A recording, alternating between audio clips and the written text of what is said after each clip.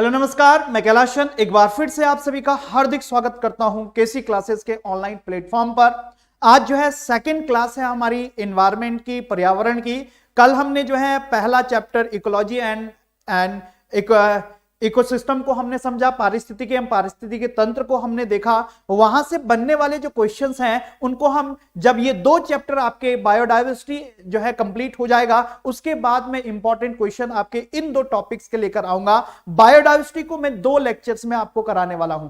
एक पहला लेक्चर आज का जो होगा वो थ्योरी लेक्चर होगा। यहां पर हम कंप्लीट जो है ये जैव विविधता की थ्योरी देखेंगे, और दूसरे चैप्टर में जो हम इनिशिएटिव हमने लिए हैं, यानी अपने पर्यावरण को संरक्षित करने के लिए या जैव विविधता को बनाए रखने के लिए या स्पीशीज रिचनेस को बनाए रखने के लिए जो हमने इंडिया ने या ग्लोबल लेवल पर जो इनिशिएटिव लिए हैं, उसको हम कल देखेंगे। और कल वाले में देखेंगे इंपॉर्टेंट नेशनल पार्क कौन से हैं, यहां पर एनिमल सेंचुरीज कौन कौन सी हैं, और बायोस्फीयर रिजर्व कौन से हैं, कौन कौन से इंपॉर्टेंट प्रोजेक्ट्स जो है वो इंडेंजर्ड स्पीशीज को बचाने के लिए हमारी सरकार ने इनिशिएटिव लिए हैं, तो उसके बारे में कल हम यहां पर चर्चा करेंगे। आज का जो टॉपिक है वो है आपका बेसिक बायोडायवर्सिटी की जो है थ्योरी को समझना, और इससे जो है कंक्लूजन आप निकाल सकते हैं। उन कंक्लूजन को आप जो है वो एग्जाम में पुट कर सकते हैं, जिसमें कि आप आंसर जो है अच्छे तरीके से देंगे। ठीक है, होप कि ये चैप्टर जो है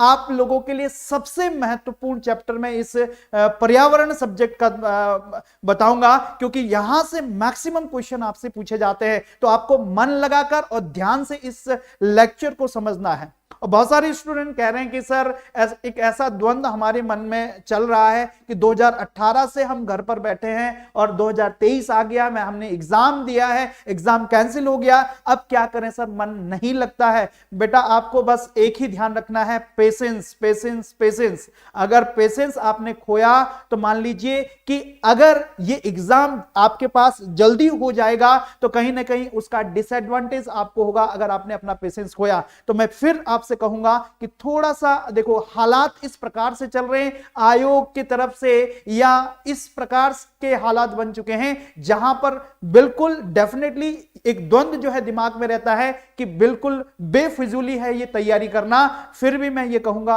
कि आपको पेशेंस बरकरार रखना है और तैयारी अपनी जारी रखनी है, क्योंकि अगर एग्जाम होता है 15 तारीख को कैलेंडर जारी होता है, उसमें वन दरोगा की एग्जाम्स की डेट आती है, तो कहीं ना कहीं वो चीज आपको हेल्पफुल देगा अगर आप जो है पढ़ाई में कंटिन्यू हैं। तो मैं यही आपसे रिक्वेस्ट करूंगा कि सभी जो है तैयारी में लगे रहें और अपना साथ साथ में मेरे साथ साथ नोट्स आप लोग जो है बनाया करें। चलिए स्टार्ट करते हैं आज के चैप्टर को, बायोडायवर्सिटी, जैव विविधता। देखिए मोस्ट इंपॉर्टेंट चैप्टर मैं इसको कहूंगा, पूरे पर्यावरण का मोस्ट इंपॉर्टेंट, क्योंकि यहां पर हम जो है जो इस पर्यावरण को पढ़ने का मोटिव है वो हमको यहां पर समझ आता है। पर्यावरण को पढ़ने का मोटिव क्या है भाई? हमारा पर्यावरण को पढ़ने का मोटिव है कि हमको अपने पर्यावरण को संरक्षित रखना है, और पर्यावरण में जितने भी हमारी स्पीशीज हैं या जीव जंतु हैं या आपके लिविंग ऑर्गेनिज्म हैं, उनको किस प्रकार से हमको बचाकर रखना है, ताकि हमारी जो पर्यावरण की रिचनेस है या पर्यावरण की जो समृद्धि है वो बनी रहे। तो वो हम यहां पर समझते हैं, ताकि हमारा जो पर्यावरण के प्रति एक उत्साह है, पर्यावरण के प्रति हमारी जो जिम्मेदारी है, मुझे लगता है कि इस चैप्टर को पढ़कर आपके प्रति जो पर्यावरण की जिम्मेदारी है वो यहां से डेवलप होगी, और कहीं ना कहीं कल के दिन आप अपने लेवल पर पर्यावरण को क्षति या नुकसान पहुंचाने के जो है आप समझेंगे नहीं, या आप जो है बेटरमेंट ऑफ द एनवायरनमेंट के बारे में आप सोचेंगे। तो मुझे लगता है कि ये एग्जाम के पर्पस से इंपॉर्टेंट तो है ही है, बट ये आपके पर्सनल लेवल पर, और हम कहते हैं कि हमारी सोसाइटी के लेवल पर भी एक इंपॉर्टेंट जो है चैप्टर बन जाता है। तो कहीं ना कहीं आपको इसको बहुत अच्छे से समझना है। ठीक है, रही बात आपके जो है लेक्चर्स की, तो लेक्चर्स जो है आप लोगों को टेलीग्राम पर, केसी क्लासेस के टेलीग्राम पर अपलोड हो रहे हैं। वहां से आप जो है जितनी भी पीडीएफ कॉपीज हैं, हमारे पास जितनी भी पीडीएफ कॉपीज हैं वो केसी क्लासेस के टेलीग्राम चैनल पर जो है लेक्चर के बाद वो अपलोड हो जाती है, तो वहां से आप जो है इनकी पीडीएफ और पीपीटी वहां से प्राप्त कर सकते हैं और उससे आप जो है नोट्स बना सकते हैं। इस वीडियो को देखकर भी आप जो है नोट्स बना सकते हैं। और अगर कोई आपका कोई भी क्वेरी है तो इस नंबर पर आप जो है हमें कांटेक्ट या व्हाट्सएप कर सकते हैं, जो है 6398951930। क्लियर है? चलिए स्टार्ट करते हैं बिना किसी देरी के। तो हम यहां पर बात कर रहे हैं बायोडाइवर्सिटी। बायोडाइवर्सिटी का मतलब है कि देखिए यहां पर अगर इसका संधि विच्छेद करें तो जैव विविधता, और जैव क्या क्या होते हैं भाई? यानी जिनमें जीवन है, जिनमें जीवन है। तो जैव किसको बोलेंगे? जीवन है। जिनमें जीवन है उनकी विविधता, विविधता का मतलब है डाइवर्सिटी। डाइवर्सिटी का मतलब है कि अगर किसी पर्टिकुलर एरिया में हम पर्टिकुलर स्पीसीज की बात करते हैं तो उनकी विविधता कितनी है वहां पर। अगर विविधता है तो इसका मतलब है वहां पर बायोडाइवर्सिटी है, जैव विविधता है। तो इस जैव विविधता का क्या इंपैक्ट जो है हमारे एनवायरमेंट पर होता है उसके बारे में थोड़ा सा यहां पर हम चर्चा करेंगे। तो जैव विविधता का मतलब है अगर जीवन की बात कर रहे हैं तो मनुष्य हैं या आपके प्लांट्स हैं, एनिमल्स हैं, प्लांट्स हैं, एनिमल्स हैं, आपके बैक्टीरिया है, फंजाई हैं, इन सब में क्या है? जीवन है। और इनकी अलग अलग प्रकार की जो है विविधताएं हैं। पूरे अगर हम ग्लोबली बात करें या इंडिया की बात करें तो इनकी स्पीसीज की रिचनेस को हम क्या बोलते हैं? बायोडाइवर्सिटी बोलते हैं, या जैव विविधता। यानी जीवों में विविधता जैव विविधता कहलाएगी। यहां पर अगर आप इस डायग्राम को देख पा रहे होंगे तो यहां पर देख लीजिए भाई, अलग अलग देखो, ये अलग अलग स्पीसीज की अलग अलग जो है रिचनेस है। तो स्पीसीज आपकी जो है वो एक्वेटिक स्पीसीज हो सकती है। एक्वेटिक स्पीसीज का मतलब है जलीय जो है आपका इकोसिस्टम हो सकता है, जलीय पारिस्थितिकी तंत्र हो सकता है, आपका स्थलीय पारिस्थितिकी तंत्र हो सकता है, या आपका हम बोल सकते हैं कि एनिमल्स की अगर हम बात करते हैं उनमें जो है आपकी अलग अलग प्रजातियां पाई जा सकती है, या उनमें अलग अलग जो है वो जैव विविधता हो सकती है। तो यहां पर जैव विविधता का मतलब है रिचनेस ऑफ द स्पीसीज। यानी यहां पर जंतुओं, जीव जंतुओं की रिचनेस किसी पर्टिकुलर रीजन में उसकी जैव विविधता को दर्शाता है। जैव विविधता का मतलब है कि विविधता, जीवों में विविधता और समृद्धि। देखो यहां पर हम क्या बोल रहे हैं? जीवों में विविधता, विविधता के साथ साथ जो है उनमें क्या होना चाहिए? समृद्धि होनी चाहिए। तो यही क्या कहलाता है? यही जो है जैव विविधता कहलाता है। यानी हम बोल सकते हैं कि richness of the species. Richness of the species का मतलब क्या है? रिचनेस ऑफ द स्पीसीज का मतलब है कि वो स्पीसीज, जिस पर्टिकुलर स्पीसीज के बारे में हम जानना चाहते हैं या पर्टिकुलर स्पीसीज के बारे में हम बात कर रहे हैं, उसकी जो है उस पर्टिकुलर रीजन में जो है वो रिचनेस हो, उसकी पॉपुलेशन जो है या उसकी कम्युनिटी जो है वो बहुत अधिक हो, तो उसी को क्या बोला जाता है? Richness of the species. और यही रिचनेस ऑफ द स्पीसीज जो है क्या कहलाती है? बायोडाइवर्सिटी कहलाती है। अब कल थोड़ा सा मैंने जो है इस इंपॉर्टेंट साइंटिस्ट के बारे में आपको नहीं बताया था, इकोलॉजी और इकोसिस्टम से रिलेटेड। आज हम इंपॉर्टेंट साइंटिस्ट के बारे में भी थोड़ा सा डिस्कस करेंगे, और कल का जो छोटा पार्ट है आपका इकोलॉजी एंड इकोसिस्टम का, उसका जो है छूटे हुए पार्ट को भी हम यहां पर कंप्लीट करेंगे। तो इंपॉर्टेंट यहां पर मैं अगर बात करूं, इंपॉर्टेंट साइंटिस्ट जो है वो पर्यावरण से संबंधित जो हुए हैं उनके बारे में, जो डायरेक्टली आपके एग्जाम में क्वेश्चन पूछे जाते हैं, वो साइंटिस्ट के बारे में यहां पर थोड़ा सा हम डिस्कस करेंगे। ठीक है?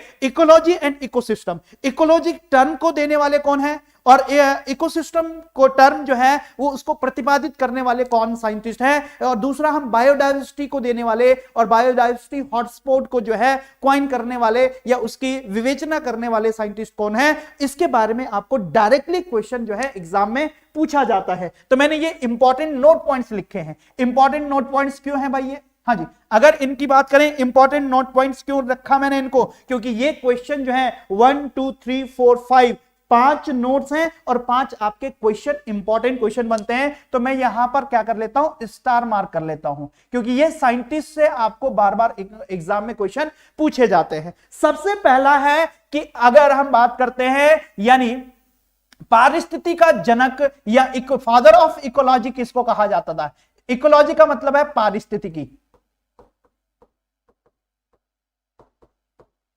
पारिस्थितिकी का जनक किसे कहा जाता है? तो पारिस्थितिकी का जनक जो है किसको, ईपी ऑडम को कहा जाता है। तो ईपी ऑडम को क्या कहा जाता है, फादर ऑफ इकोलॉजी कहा जाता है। तो ईपी ऑडम का नाम आपको पता होना चाहिए। दूसरा है कि ये टर्म जो इकोलॉजी है, पारिस्थितिकी, किसने दिया था। तो सबसे पहले सेकंड टर्म जो है ये किसने गढ़ा था, ये टर्म पारिस्थितिकी टर्म किसने गढ़ा था। तो ये क्वाइन की बात कर रहे हैं, तो ये किसने गढ़ा था, इसका नाम है, इनका नाम है अर्नस्ट हैकल। तो क्वेश्चन पूछा जाता है which one has given the name ecology. Ecology word जो है, पारिस्थितिकी वर्ड किसने दिया था, तो आंसर आपका क्या होगा, अर्नस्ट हैकल ने दिया था। तीसरा है आपका इकोसिस्टम। इकोसिस्टम का मतलब क्या होता है, पारिस्थितिकी तंत्र। क्या बोला मैंने, पारिस्थितिकी तंत्र। तो पारिस्थितिकी तंत्र जो है वो शब्द किसने दिया था, किसने क्वाइन किया था, तो इसका नाम है सर आर्थर जी टेंसली। तो जी टेंसली करके, आर्थर जी टेंसली करके आपका एग्जाम में क्वेश्चन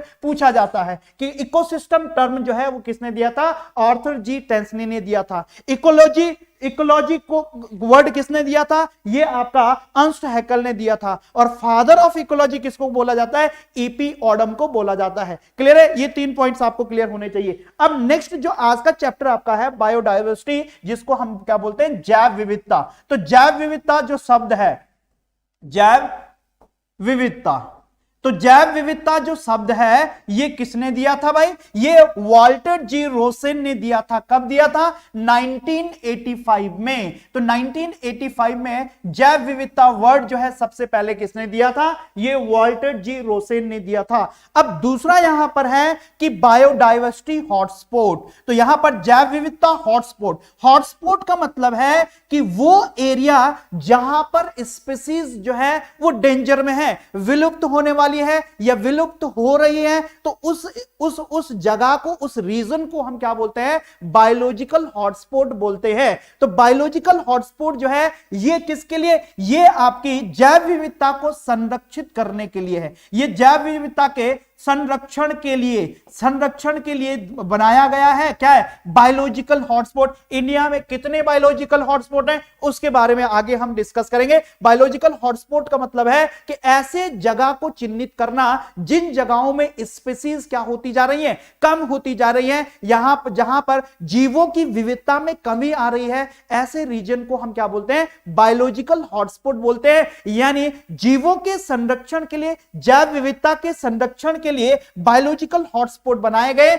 ऐसे जगह जहां पर जो है अगर फर्दर डेवलपमेंट है, उस फर्दर डेवलपमेंट को रोका जा सकता है। अगर हम इस प्रेजेंट टाइम में जैव विविधता के ह्रास की बात करते हैं, ह्रास का मतलब है कि जो रिचनेस ऑफ दी बायोडायवर्सिटी है वो कैसे उसमें कमी आ रही है, इसी को हमने क्या बोला, जैव विविधता का ह्रास। तो जैव विविधता का ह्रास जो है वो किस प्रकार से हो रहा है, सबसे इंपॉर्टेंट है कि हैबिटाइटल लॉस। हैबिटाइटल लॉस का मतलब है कि जो जीवों के घर हैं उनका लॉस हो रहा है। लॉस क्यों हो रहा है, क्योंकि हम डे बाय डे क्या हो रहा है, डे बाय डे हम औद्योगिकीकरण के पीछे आगे जा रहे हैं, साथ में शहरीकरण के आगे जा रहे हैं, डेवलपमेंट के लिए जा रहे हैं। आपने देखा होगा कि जगह जगह जो है रोड्स बन रही है, डेवलपमेंट प्रोजेक्ट्स चल रहे हैं। अब वो डेवलपमेंट प्रोजेक्ट्स जो है, जो वहां पर जीव हैं, उन जीवों का जो घर है, उन जीवों के घर को हम क्या कर रहे हैं, तोड़ रहे हैं, और उस तोड़कर जो है अपने डेवलपमेंट प्रोजेक्ट्स को क्या कर रहे हैं, वहां पर बना रहे हैं, जिसके कारण जो है जैव विविधता में क्या आ रही है, कमी आ रही है। तो जैव विविधता में कमी को संरक्षित करने के लिए बायोलॉजिकल हॉटस्पॉट बनाए जाते हैं। तो वही बायोलॉजिकल हॉटस्पॉट की जो सबसे पहले जो है वो बायोलॉजिकल हॉटस्पॉट का कॉन्सेप्ट जो है वो 1988 में किसने दिया, वो दिया है भाई नॉर्मन मेयर ने। किसने दिया है, ये दिया है नॉर्मन मेयर ने। तो नॉर्मन मेयर को जाना जाता है किसके लिए, ये बायोडायवर्सिटी हॉटस्पॉट के लिए। तो इन 5 साइंटिस्टों के नाम आपको पता होने चाहिए। सबसे पहले father of ecology E P Odum. Second जो है किसने इकोलॉजी टर्म दिया, वो है अर्नस्ट हैकल। तीसरा है वो इकोसिस्टम पारिस्थितिकी तंत्र किसने दिया है, वो है आपके सर एजी टेंसली। और चौथा है बायोडाइवर्सिटी यानी जैव विविधता शब्द किसने प्रतिपादित किया है? वो किया है आपका किसने? वाल्टर जी रोसेन ने। एंड लास्ट आपको जो है बायोडाइवर्सिटी का जो कॉन्सेप्ट है, बायोडाइवर्सिटी हॉटस्पॉट का कॉन्सेप्ट किसने दिया था? वो 1988 में किसने दिया था? नॉर्मन मेयर ने दिया था। और उस समय इन्होंने जो है लगभग जो है वो 20 से 25 जो है वर्ल्ड वाइड जो है 25 हॉटस्पॉट देखे थे और उन 25 हॉटस्पॉट के बारे में इन्होंने डिस्कस किया। और इन्हीं के वजह से 2000 एडिशन में ये रखा गया है कि कौन से रीजन को किस तरीके से हमको हॉटस्पॉट मानना है, तो उसके बारे में आगे हम डिस्कस करेंगे। तो ये 5 टर्म्स जो है आप लोगों को 5 साइंटिस्ट के बारे में और इनकी डिस्कवरी और इनके जो है किस किस टर्म्स को इन्होंने प्रतिपादित किया, ये पॉइंट जो है आप लोगों को पता होना चाहिए। क्लियर है? आई होप जो है ये पॉइंट्स जो है आप लोगों को क्लियर हो गए होंगे। चलिए आगे हम बात करेंगे। यहां पर आगे हम बात करेंगे कि सबसे पहले यहां पर levels of organisation in ecology, यानी पारिस्थितिकी के संगठन के जो है स्तर, संगठन के स्तर की अगर हम बात करते हैं तो यहां पर स्पीशीज को हम कैसे समझते हैं। अगर हम जो है जैव विविधता की बात करते हैं तो जैव विविधता में हम पर्टिकुलर जीव को हम समझेंगे और पर्टिकुलर जीव से लेकर हम जो है अलग अलग जीवों को अगर हम समझते हैं तो उनके क्या क्या स्तर होते हैं, उस स्तर को जानना बहुत जरूरी है। ठीक है, सबसे पहले अगर हम ह्यूमन की बात करते हैं तो ह्यूमन की पर्टिकुलर रीजन में एक पर्टिकुलर पॉपुलेशन होगी। तो सबसे पहले हम जो है इंडिविजुअल आएंगे। इंडिविजुअल का मतलब है कि हम जो है इंडिविजुअल है। अब इंडिविजुअल के पर्टिकुलर जो है रीजन में क्या होंगी? उनकी पॉपुलेशन होगी। फिर पॉपुलेशन के बाद क्या है? अलग अलग जो है उनकी क्या होंगी? कम्युनिटी। तो क्या हो गया उसमें? अलग अलग कम्युनिटी आ गया। अब अलग अलग कम्युनिटी मिलाकर क्या है? उस रीजन का क्या बनाता है? इकोसिस्टम बनाता है। तो उसके बाद आ गया पारिस्थितिकी तंत्र। और ये जो है आपके 2 प्रकार के पारिस्थितिकी अगर हम बात करते हैं तो ये आपका स्थलीय होगा, स्थलीय पारिस्थितिकी तंत्र, और हम बोल सकते हैं कि क्या? जलीय अगर हम स्थलीय पारिस्थितिकी तंत्र की बात करते हैं तो आपके अलग अलग स्थलीय पारिस्थितिकी तंत्र हो सकते हैं। टुंड्रा वन हो सकते हैं, रेन फॉरेस्ट हो सकते हैं, आर्कटिक हो सकता है, डेजर्ट हो सकता है। तो ये पर्टिकुलर जो आपके पारिस्थितिकी तंत्र हैं, स्थलीय हो या आपके जलीय हो, वो क्या बनाते हैं? वो पर्टिकुलर बायोम बनाते हैं। तो बायोम का मतलब क्या होता है? बायोम का मतलब होता है पर्टिकुलर इकोसिस्टम का जो पार्ट है जिसमें जो है जीवों की विविधता है, वो क्या बनाता है? उसका पार्ट बायोम बनाता है। और नेक्स्ट आपका बायोस्फीयर। बायोस्फीयर का जीवन मंडल का मतलब है, अगर हम सम करें किसका? जीवन मंडल। तो जीवन मंडल के लिए क्या है? एटमॉस्फेयर जरूरी है, लिथोस्फीयर जरूरी है और हाइड्रोस्फीयर। जब ये आपस में इंटरकनेक्टेड होते हैं तो क्या बनाते हैं? एक पर्टिकुलर जो है स्फीयर बनाते हैं, जिस स्फीयर को क्या बोला जाता है? बायोस्फीयर। जहां पर जीवन जो है आपका क्या है? जीवन जहां पर पॉसिबल होता है वो क्या कहलाता है? वो बायोस्फीयर। देख लीजिए भाई, यहां पर अगर ये डायग्राम देख रहा है तो यहां पर देखो कि ये इंडिविजुअल पॉपुलेशन है, कि ये आपका बारहसिंगा है और यहां पर इनकी इंडिविजुअल है और इनकी जो है पर्टिकुलर पॉपुलेशन है। अब पॉपुलेशन के साथ साथ यहां पर अलग अलग जो है कम्युनिटी है। वहां पर शेर भी है, वहां पर जो है चीता भी है, वहां पर राइनोज भी है, वहां पर ये जो है बारहसिंगा भी है। ठीक है, अब देखें एक जो है ये क्या बनाते हैं? इकोसिस्टम। इकोसिस्टम में जो है इन स्पीशीज के साथ साथ जो है यहां पर क्या है? पेड़ पौधे भी है और यहां पर बैक्टीरियाज वगैरह भी हैं और यहां पर पूरा कंप्लीट क्या बनाता है? और ये इकोसिस्टम बनाता है। और यहां पर साथ में क्या है? बायोटिक और एबायोटिक सिस्टम। यहां पर दोनों ही चीजें आपके कौन से? यहां पर जैविक और अजैविक घटक, जैविक और अजैविक घटक दोनों ही आपके यहां पर आ जाते हैं। किसमें? आपके इकोसिस्टम में। और बायोम की अगर हम बात करते हैं तो हमने क्या बोला? बायोम इकोसिस्टम का ही पार्ट है। इकोसिस्टम का अलग अलग प्रकार के इकोसिस्टम होते हैं और अलग अलग प्रकार के अगर इकोसिस्टम की बात करते हैं तो स्थलीय में कैसे कौन कौन से होंगे भाई? आपका रेन फॉरेस्ट होंगे, आपके टुंड्रा वन होंगे, आपके सवाना होंगे, ग्रासलैंड होंगे, डेजर्ट होंगे। तो ये क्या है? एक पर्टिकुलर बायोम बनाता है। अगर हम जलीय की बात करते हैं तो जलीय में भी आपके कौन से हो सकते हैं? समुद्री हो सकता है, समुद्री इकोसिस्टम हो सकता है, या आपका फ्रेश वाटर जो है, ये आपका फ्रेश वाटर क्या हो सकता है, फ्रेश वाटर इकोसिस्टम हो सकता है। तो वो पर्टिकुलर क्या बनाता है, बायोम बनाता है। और बायोम, इन सभी को अगर हम कंबाइन करें, इनमें जैविक और अजैविक घटक को उस पर्टिकुलर रीजन में अगर हम कंबाइन करते हैं, तो वो क्या एटमॉस्फेयर, लिथोस्फीयर एंड हाइड्रोस्फीयर को क्या बनाता है, ये बायोस्फीयर जो है मिलकर हाइड्रोस्फीयर, एटमॉस्फेयर और जो है लिथोस्फीयर को कंबाइन करके क्या बनता है, वो बायोस्फीयर बनता है। तो ये आपके पर्टिकुलर पारिस्थितिकी स्तर आप लोगों को पता होने चाहिए। क्लियर है? इसको हम यहां पर भी समझ सकते हैं, इस डायग्राम से भी हम यहां से समझ सकते हैं। यहां पर देख रहे हैं भाई कि अगर हम किसकी बात कर रहे हैं, अगर हम यहां पर बात कर रहे हैं किसकी, यहां पर देख लीजिए इंडिविजुअल है, देखो ये फ्रॉग की इंडिविजुअल है, उस पर्टिकुलर रीजन में उनकी पर्टिकुलर पॉपुलेशन है। कम्युनिटीज यहां पर देख लिए अलग अलग,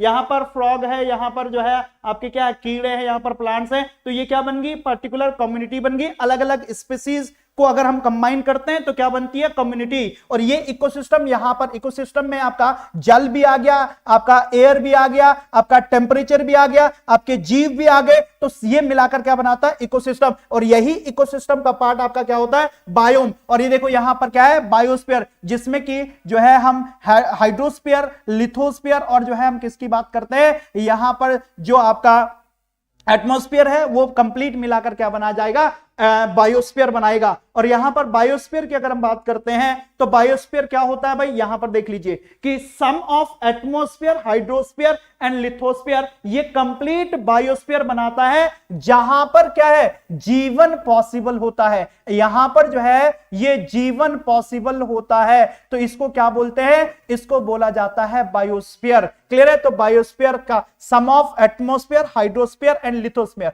एटमॉस्फेयर का मतलब है जहां पर एयर मौजूद होती है, जहां पर वाटर मौजूद होता है, जहां पर लैंड है। तो ये लैंड, एयर प्लस वाटर जब आपस में इंटरकनेक्ट होते हैं तो क्या बनाते हैं, बायोस्फीयर, जहां पर जीवन जो है संभव है। और जीवन की मूलभूत इकाई वाटर, एयर जो है यहां पर इंपॉर्टेंट है, तो उसको हम क्या बोलते हैं, बायोस्फीयर बोला जाता है। क्लियर है? तो ये पॉइंट आप लोगों को ध्यान रखना है।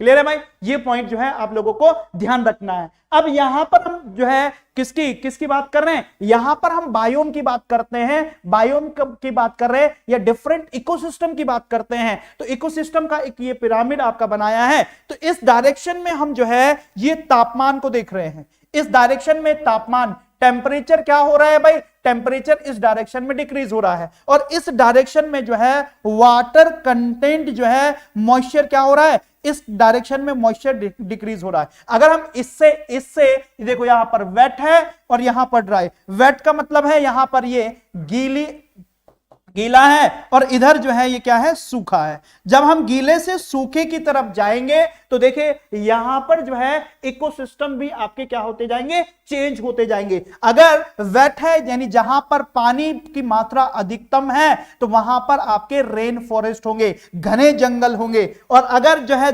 धीरे धीरे मॉइस्चर कम होते हैं तो सवाना के जंगल होंगे। फिर जैसे जैसे मॉइस्चर ड्राई हो जाता है तो वो लैंड किस में कन्वर्ट हो जाता है, वो जो है डेजर्ट में कन्वर्ट हो जाता है। और ऐसे जहां पर हॉट क्लाइमेट होगा तो ऐसे रीजन को क्या बोला जाता है, ट्रॉपिकल रीजन बोला जाता है। अब थोड़ा सा हम ऊपर जाएंगे, यानी टेम्परेचर बढ़ रहा है, तो जब टेम्परेचर बढ़ना, इस डायरेक्शन में क्या हो रहा है, टेम्परेचर घट रहा है। जब टेम्परेचर घटेगा और इस डायरेक्शन हम जाएंगे तो यहां पर देख लीजिए भाई टेम्परेट फॉरेस्ट हो गए। और अगर जो है मॉइस्चर और कम होंगे तो टेम्परेट यहां पर क्या बन जाएंगे, ग्रासलैंड। और टेम्परेचर और वहां पर मॉइस्चर कम होगा तो क्या बन जाएगा, डेजर्ट। तो यानी ये कौन सा रीजन है, यहां पर ये टेम्परेट रीजन है। जहां पर ट्रॉपिकल रीजन से क्या हो जाएगा, टेम्परेचर या ताप कम होगा तो उस रीजन को क्या बोला जाएगा, टेम्परेट रीजन बोला जाएगा। अगर देखिए कि और टेम्परेचर कम होता है तो टैगा 1 प्राप्त होते हैं। तो टैगा 1 में जो है आपका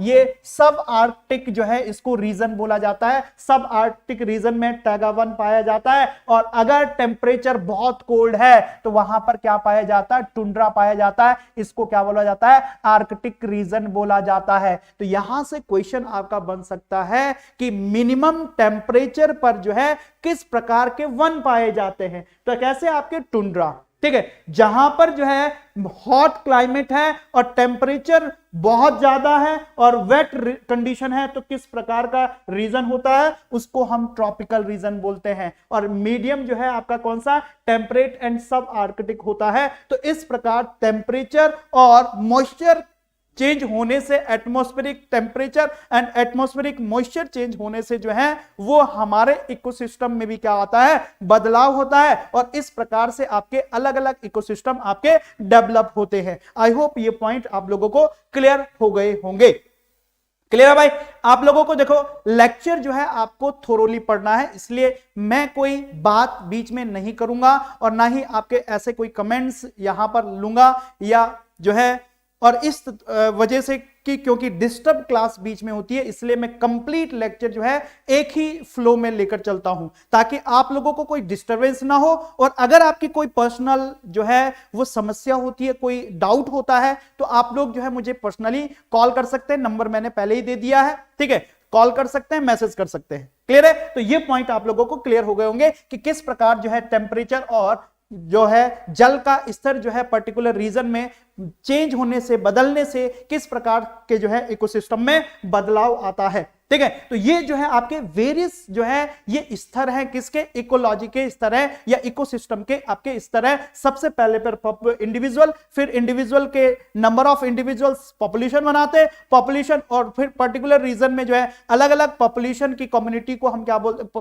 अलग अलग स्पीसीज की पॉपुलेशन को कम्युनिटी बोला जाता है। और फिर जो है वो पर्टिकुलर अगर हम उस रीजन की बात करते हैं तो उसके जैविक और अजैविक घटक क्या होते हैं। इकोसिस्टम का मतलब होता है कि उस पर्टिकुलर रीजन में सम ऑफ जैविक एंड अजैविक घटक। तो यहां पर क्या बोला मैंने, जैविक और अजैविक घटक को, तो जैविक एंड आपके कौन से, अजैविक घटक को क्या बोला जाता है, उस पर्टिकुलर रीजन का इकोसिस्टम बोला जाता है। और बायोस्फीयर में जो है उस पर्टिकुलर रीजन की अगर हम बात करते हैं, अगर वो एयर, वाटर एंड जो है लैंड को कनेक्ट करता है तो वो क्या बनाता है, एक बायोस्फीयर बनाता है। तो ये पॉइंट आपको ध्यान रखना है। क्लियर है भाई?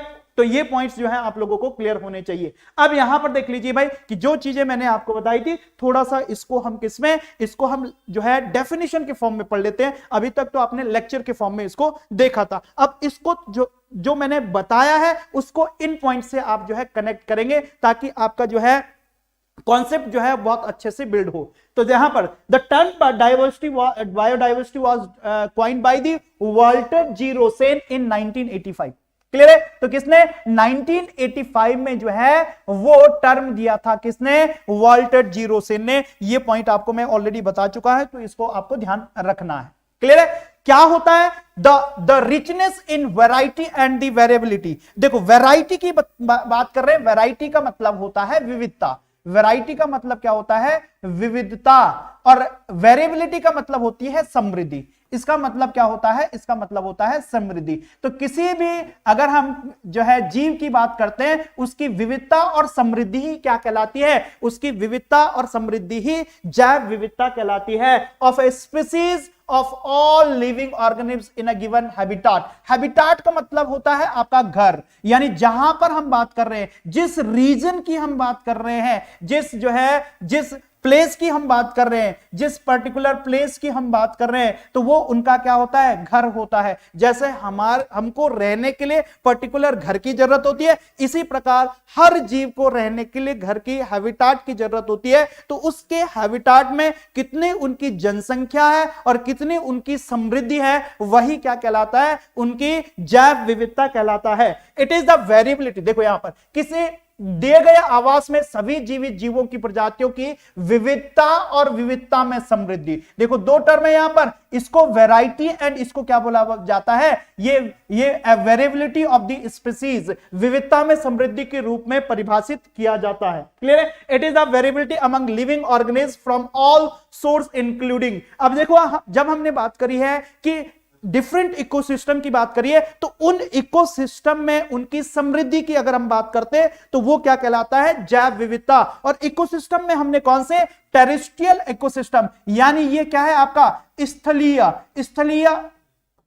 स्थलीय पारिस्थितिकी है। मैराइन इकोसिस्टम यानी ये समुद्री हो गया, एंड अदर एक्वेटिक, यानी एक्वेटिक का मतलब होता है आपका जलीय जलीय पारिस्थितिकी। तो जलीय पारिस्थितिकी की बात करें, स्थलीय पारिस्थितिकी की बात करें, तो सभी में जो समृद्धि है उसी को क्या बोला जाता है, उसी को जैव विविधता बोला जाता है। और ये जो है ये डेफिनेशन आपके जो है 1992 में ये बायोलॉजिकल डाइवर्सिटी कन्वेंशन हुआ था। तो क्वेश्चन ऐसा भी पूछा जा सकता है कि बायोलॉजिकल डाइवर्सिटी कन्वेंशन कब हेल्ड हुआ, तो कब, 1992 में। इसके बारे में और जितने भी कन्वेंशंस हैं उसको हम कन्वेंशंस का जो टॉपिक आपका आएगा उसमें यहां पर हम कवर करेंगे। क्लियर है? तो यहां से आपको बेसिक डेफिनेशन ऑफ बायोडाइवर्सिटी या हम बोल सकते हैं कि जैव विविधता की जो है थोड़ी सी जानकारी या इंफॉर्मेशन आपको यहां पर डेफिनेशन आपको क्लियर हो गई होगी। क्लियर है? अब देखें कि अगर हम पूरे पृथ्वी की बात करते हैं तो पूरे पृथ्वी की जैव विविधता की अगर हम बात करते हैं तो पृथ्वी की जैव विविधता की अगर हम बात करेंगे तो सबसे क्वेश्चन यहां से भी पूछा जाता है कि स्पीसीज, नंबर ऑफ स्पीसीज से तो नहीं पूछा जाएगा, तो आपसे पूछा जाएगा कि सबसे ज्यादा जैव विविधता किन जीवों की है। तो यहां पर देख लीजिए भाई कि सबसे ज्यादा जो है ये इंसेक्ट्स हैं। कितने हैं भाई इंसेक्ट्स? यहां पर देख रहे होंगे कि इंसेक्ट्स की प्रजाति पूरे वर्ल्ड में लगभग वो कितना है, 9 लाख प्रजातियां हैं। ये स्पीसीज हैं, इकाई, दाई, सैकड़ा, हजार, 10,000, लाख। ये आपका क्या है, 9 लाख इसमें जो है आपके इंसेक्ट्स की प्रजातियां हैं। अगर हम प्लांट्स की बात करते हैं तो 2,40,000। तो यहां पर सेकंड नंबर पर आते हैं आपके 2,80,000 के साथ कौन, ये आपके जंतु आ जाते हैं। यहां पर जंतु आ जाते हैं और ये 2,40,000 पर ये क्या आ जाते हैं, ये आपके पादप आ जाते हैं। और ये क्या है आपके कीट। कीटों की सबसे ज्यादा प्रजातियां हैं, वो कितनी, 9 लाख प्रजातियां हैं। क्वेश्चन किस प्रकार से यहां पर पूछा जाता है, क्वेश्चन पूछा जाता है निम्नलिखित में विश्व में किसकी प्रजातियां सबसे अधिक है, और 4 ऑप्शन आपको पूछा जाएगा। या क्वेश्चन ऐसा पूछा जाएगा कि निम्नलिखित में से आपको ऑर्डर में जो है इनके इंक्रीजिंग ऑर्डर में लिखना है इनकी प्रजातियों का जो विश्व भर में ये मौजूद है। तो सबसे पहले पर कौन से आते हैं, कीट की कितने, 9 लाख प्रजातियां। अगर हम दूसरे पर आ जाते हैं तो जंतुओं की कितनी, 2,80,000 प्रजातियां। फिर तीसरे नंबर पर आ जाते हैं पादप, तो पादप की कितनी प्रजातियां हैं, पादप की 2,40,000 प्रजातियां हैं। अगर उसके बाद आ जाते हैं तो उसके बाद जो है कौन है, कवक। कवक होते हैं कितने प्रजातियां, 63,665। उसके बाद जो है आपका प्रोटिस्ट्स आते हैं कितने, 55,000। उसके बाद जो है आपके आर्किया आते हैं जो कि कितने हजार, 5,000। बैक्टीरिया, आर्किया जो है ये आपके किस में आ जाएंगे, ये आपके कंप्लीट आ जाएंगे। तो इस प्रकार से आप जो है ऑर्डर लिखें इनका, तो ऑर्डर क्या क्या हो जाएगा भाई, ऑर्डर जो है सबसे पहले कौन से हो जाएंगे, सबसे पहले स्थान पर कौन आ जाएंगे, जिनकी विविधताएं सबसे अधिक है, कीट। तो दूसरे नंबर पर क्या आ जाएंगे, दूसरे नंबर पर आ जाएंगे आपके जंतु। तीसरे नंबर पर कौन आ जाएंगे, तीसरे नंबर पर आ जाएंगे आपके पादप। और चौथे नंबर पर कौन से आ जाएंगे, आपके कवक। तो ये 4 जो है आप लोगों को आपको ध्यान रखना है, इन 4 का ऑर्डर आपको ध्यान रखना है। इनकी कितनी, इनकी 9 लाख प्रजातियां हैं। इनकी कितनी, इनकी जो है 2,80,000। और इनकी कितनी, 2,40,000। और कवक की कितनी, 63,665। तो ये पॉइंट जो है आपको ध्यान रखना है। तो इस प्रकार जो है जैव की विविधता है हमारे पूरे ब्रह्मांड की या पृथ्वी की अगर हम बात करें। क्लियर है? तो ये पॉइंट जो है आप लोगों को क्लियर हो गया होगा। तो यहां से भी एक क्वेश्चन आपसे पूछा जा सकता है। चलिए नेक्स्ट यहां पर बात करेंगे। अगर ये समझ आ रहा है आप लोगों को, वीडियो को आप जो है शेयर जरूर करते जाएं भाई, शेयर जरूर करते जाना आपको वीडियो को। आप लोग जो है बिल्कुल भी शेयर नहीं करते हैं, और आप तो कहते हैं कि सर लेक्चर लाइए, लेक्चर लाता हूं तो आप लोग जो है लाइव आते नहीं हो। अब जब एमसीक्यू कराता हूं तो एमसीक्यू में आप जो है बहुत सारे लाइव रह जाते हैं। तो ऐसा क्यों है कि आप जो है लेक्चर को नहीं पढ़ रहे हैं, क्योंकि यही लेक्चर से ही आपके एमसीक्यूज बनेंगे। ठीक है, तो आप जहां तक जब तक आपके पास अच्छे कॉन्सेप्ट नहीं होंगे तब तक जो है आप एमसीक्यू को नहीं देख सकते। और एमसीक्यू को अगर देख रहे हैं तो इसका मतलब है आप थोड़ा सा रट्टाफिकेशन की तरफ जा रहे हैं। तो उस रट्टाफिकेशन की तरफ आपको बिल्कुल भी नहीं जाना है। तो वीडियो को आप लोग शेयर जरूर करते जाएं भाई। ठीक है, चलिए नेक्स्ट यहां पर हम बात करते हैं कि अगर हम यहां पर लेवल्स की बात करते हैं, स्तर की बात करते हैं, तो बायोडायवर्सिटी के कितने स्तर हैं, बायोडायवर्सिटी के कितने स्तर हैं, 3 स्तर होते हैं। ठीक है, अगर हम यहां पर हायरार्किकल की बात करते हैं, यानी यहां पर पदानुक्रम की बात करते हैं, तो पदानुक्रम की बात करते हैं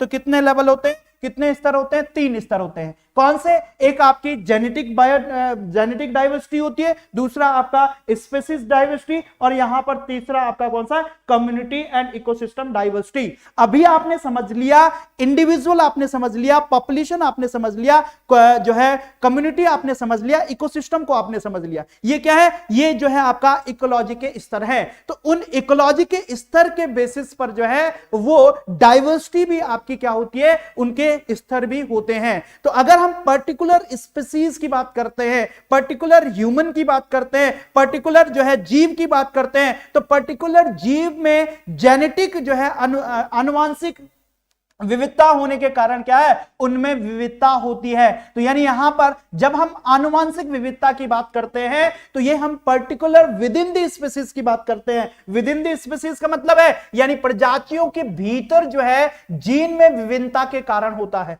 तो यानी जेनेटिक डाइवर्सिटी प्रजातियों के भीतर जीन में भिन्नता के कारण होता है। और जीन का प्रमुख कारण क्या होता है भाई? ये क्रोमोसोमल स्ट्रक्चर यानी एलील या गुणसूत्र संरचना होती है। या इसी के कारण जो है जेनेटिक वेरिएशन होता है। अगर आपने जो है सेल बायोलॉजी आपने पढ़ी है या साइटोलॉजी आपने पढ़ी है तो वहां पर आपने जो है बेसिक जो है, अगर हम यूनिट ऑफ लाइफ की बात करते हैं तो बेसिक यूनिट ऑफ लाइफ कौन सी होती है? सेल होती है, या हम जिनको क्या बोलते हैं? कोशिका होती है। और कोशिका का अगर आप जो है संरचना देखते हैं तो कोशिका की संरचना में सेंटर पर क्या बना होता है? उसमें न्यूक्लियस होता है। और न्यूक्लियस में उसकी कौन सी जानकारी? आनुवांशिक जानकारी जो है वो क्रोमोसोम के फॉर्म में जो है प्रेजेंट होती है। तो वही जो है जीन क्या करता है? डिसाइड करता है। कौन? ये एलील और गुणसूत्र संरचना जो है जीन को डिसाइड करता है। और वही जो है वो प्रजातियों में क्या होती है? भिन्नता होती है। क्लियर है? तो प्रजातियों में भिन्नता, तो ये आपका क्या है? जेनेटिक या आनुवांशिक विविधता कहलाती है। दूसरे अगर हम स्पीशीज की बात करते हैं तो यानी स्पीशीज का मतलब है स्पीशीज, अगर हम पर्टिकुलर यहां पर बात कर रहे हैं, हम पर्टिकुलर घर की बात कर रहे हैं, तो घर में जो भिन्नता होगी वो किसकी वजह से भिन्नता होगी भाई? हाँ जी, वो जो है भाई भाइयों में जो भिन्नता होगी वो किसके कारण? जीन के कारण भिन्नता होगी। अगर हम उसी घर के, अगर हम पूरे मोहल्ले की बात करें तो पूरे मोहल्ला का मतलब है कि हम पर्टिकुलर स्पीशीज की बात कर रहे हैं। तो मोहल्ला का मतलब है एक पर्टिकुलर रीजन की बात करते हैं। तो देखो, घर घर में भिन्नता जीन के कारण, और जो है रीजन में भिन्नता होगी यानी उस पर्टिकुलर मोहल्ले में अलग अलग जो मनुष्य हैं उन मनुष्यों के जो भी जो है आपके क्या है नक्षत्र हम बोल सकते हैं, या जो जिस प्रकार से वो दिखते हैं, जिस प्रकार से उनकी कदकाठी होती है, उनमें भी जो विभिन्नता होगी वो क्या है? उसको हम क्या बोलेंगे? वो किसमें? पर्टिकुलर रीजन में। और किसी पर्टिकुलर रीजन में हम किसी पर्टिकुलर क्षेत्र के भीतर की भिन्नता देखते हैं तो किसी क्षेत्र के भीतर जो भिन्नता होती है उसको हम क्या बोलते हैं? प्रजातीय विविधता बोलते हैं। तो प्रजातियों में विभिन्नता है, तो प्रजाति का मतलब है पर्टिकुलर रीजन में क्या है? जीवों में विभिन्नता होगी, उसको प्रजातीय विभिन्नता बोलेंगे। अगर यहां पर देखो कम्युनिटी एंड इकोसिस्टम, अब यहां पर क्या बोला हमने? अब हमने मोहल्ले की बात करी, अब हम उस पर्टिकुलर जिले की बात कर रहे हैं। तो अलग उस जिले में अलग अलग कम्युनिटी होगी, और अलग अलग कम्युनिटी का मतलब है, और एक कम्युनिटी का पर्टिकुलर क्या बना रही होगी? इकोसिस्टम बना रही होगी। तो उस इकोसिस्टम में जो विभिन्नता पाई जाती है, प्रजातियों में विभिन्नता पाई जाती है, अलग अलग प्रकार के जो है वहां पर क्या पाए जाएंगे? अलग, यहां पर जो है वो काली मुर्गियां हो रही है तो किसी पर्टिकुलर रीजन में जो है वो सफेद मुर्गियां होती है। अब मुर्गियों की भी जो है प्रजातियों में क्या है? विभिन्नता है। तो यानी ये पर्टिकुलर आपकी क्या है? इकोसिस्टम डाइवर्सिटी कहलाती है। क्लियर है? समुदाय और पारिस्थितिकी तंत्र विविधता इसको बोला जाता है। तो ये किसमें? किसी पर्टिकुलर समुदाय और पारिस्थितिकी में जो भिन्नता होती है, जो भिन्नता, यहां पर हम किसकी बात करते हैं? जो भिन्नता होगी उसी को क्या बोला जाता है? उसी को कम्युनिटी एंड इकोसिस्टम डाइवर्सिटी कहलाता है। क्लियर है? तो तीन आपकी क्या है इंपॉर्टेंट यहां पर ये पद क्रमानुसार अगर हम बात करते हैं तो ये किसके स्तर होते हैं? जैव विविधता के स्तर होते हैं। क्लियर है? तो ये तीनों आप लोगों को पता होने चाहिए। अब देखिए भाई, जेनेटिक विभिन्नता की बात अगर हम कर रहे हैं तो यहां पर डायग्राम में देख लीजिए। अगर ये डायग्राम आपको दिख रहा है तो यहां पर ह्यूमंस में जो है जेनेटिक डिफरेंस के कारण जो है इनमें वैरायटीज होती है। आप देखेंगे कि पर्टिकुलर रीजन में अगर हम यहां पर देखें कि उत्तराखंड के जो लोग हैं वो किस प्रकार के होते हैं, और अगर हम जो है पर्टिकुलर सेंट्रल इंडिया की बात करते हैं, हरियाणा की बात करते हैं, तो सभी में क्या है, विभिन्नता है। और वो विभिन्नता किसकी वजह से, उनके जेनेटिक जो है, जेनेटिक संरचना की वजह से, जीन की संरचना की वजह से। और जीन की संरचना किस पर आधारित है, ये आपके गुणसूत्र पर आधारित है। गुणसूत्र जो कि क्या है, आनुवांशिक होती है, तो ये वंशानुगत चलता जाता है। तो ये गुणसूत्र जो है, ये आपके क्या है, हेरिडिटी इंफॉर्मेशन को एक स्तर से, यानी अगर हम एक पर्टिकुलर कम्युनिटी की बात करते हैं तो एक स्तर से दूसरे स्तर लेकर जाती है, तो इसको क्या बोला जाता है, गुणसूत्र बोला जाता है। तो यहां पर आप देख रहे होंगे कि अलग अलग जो है वैरायटीज ऑफ पीपुल है, और वो पूरे वर्ल्ड में अलग अलग वैरायटीज ऑफ पीपुल पाए जाते हैं। कहीं पर जो है लोग काले हैं, कहीं पर गोरे हैं, कहीं पर सांवले हैं। तो ये क्या है, जेनेटिक जो है, ये वेरिएशन के कारण जो है ये डाइवर्सिटी होती है। और यहां पर देखो डाइवर्सिटी फाउंड इन चिकन, तो यहां पर चिकन में देखो कि यहां पर जो है, देखो ये एक चिकन आपकी जो है किस प्रकार कंप्लीटली सफेद है, एक आपकी थोड़ी सी ब्राउन है, ये आपकी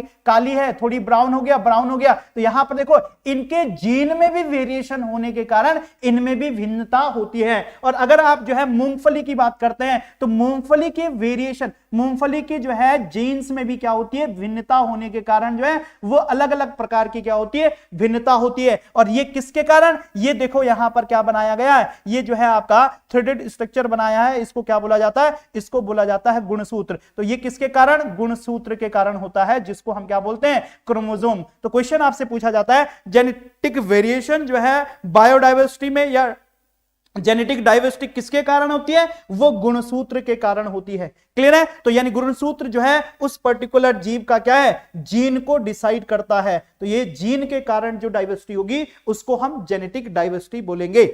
क्लियर है। तो ये पॉइंट आपको ध्यान होना चाहिए। अगर हमने क्या बोला, हमने स्पीसीज जो है, जो डाइवर्सिटी, स्पीसीज डाइवर्सिटी हमने बोला, तो प्रजातीय डाइवर्सिटी का मतलब है यहां पर देखो फूलों की अलग अलग क्या हो रही है, प्रजातियां पाई जा रही है। तो ये क्या है, प्रजातियों में भिन्नता है। ठीक है, ये क्या है, प्रजातियों में भिन्नता है। तो प्रजातियों में भिन्नता को हम क्या बोलते हैं, स्पीसीज डाइवर्सिटी बोलते हैं। क्लियर है। और यहां पर देखो कि ये आपके जीन्स, जेनेटिक डाइवर्सिटी जो है वो सबसे अधिक होती है, फिर स्पीसीज के कारण, फिर आपके क्या है, इकोसिस्टम। तो ये क्या है, ये बायोडाइवर्सिटी का एक हमने पिरामिड बनाया है, जिसमें कि आपका जेनेटिक डाइवर्सिटी सबसे अधिक होती है, फिर जो है किसके कारण, स्पीसीज के कारण, फिर जो है आपके किसके कारण, ये इकोसिस्टम या कम्युनिटी या समुदाय के कारण जो है वो डाइवर्सिटी होती है। तो वो किसके कारण, सबसे कम जो है इकोसिस्टम के कारण होती है। तो यहां पर 3 हायरार्किकली जो है आपने, या पदानुसार आपने जो है वो डाइवर्सिटी को समझा, genetic,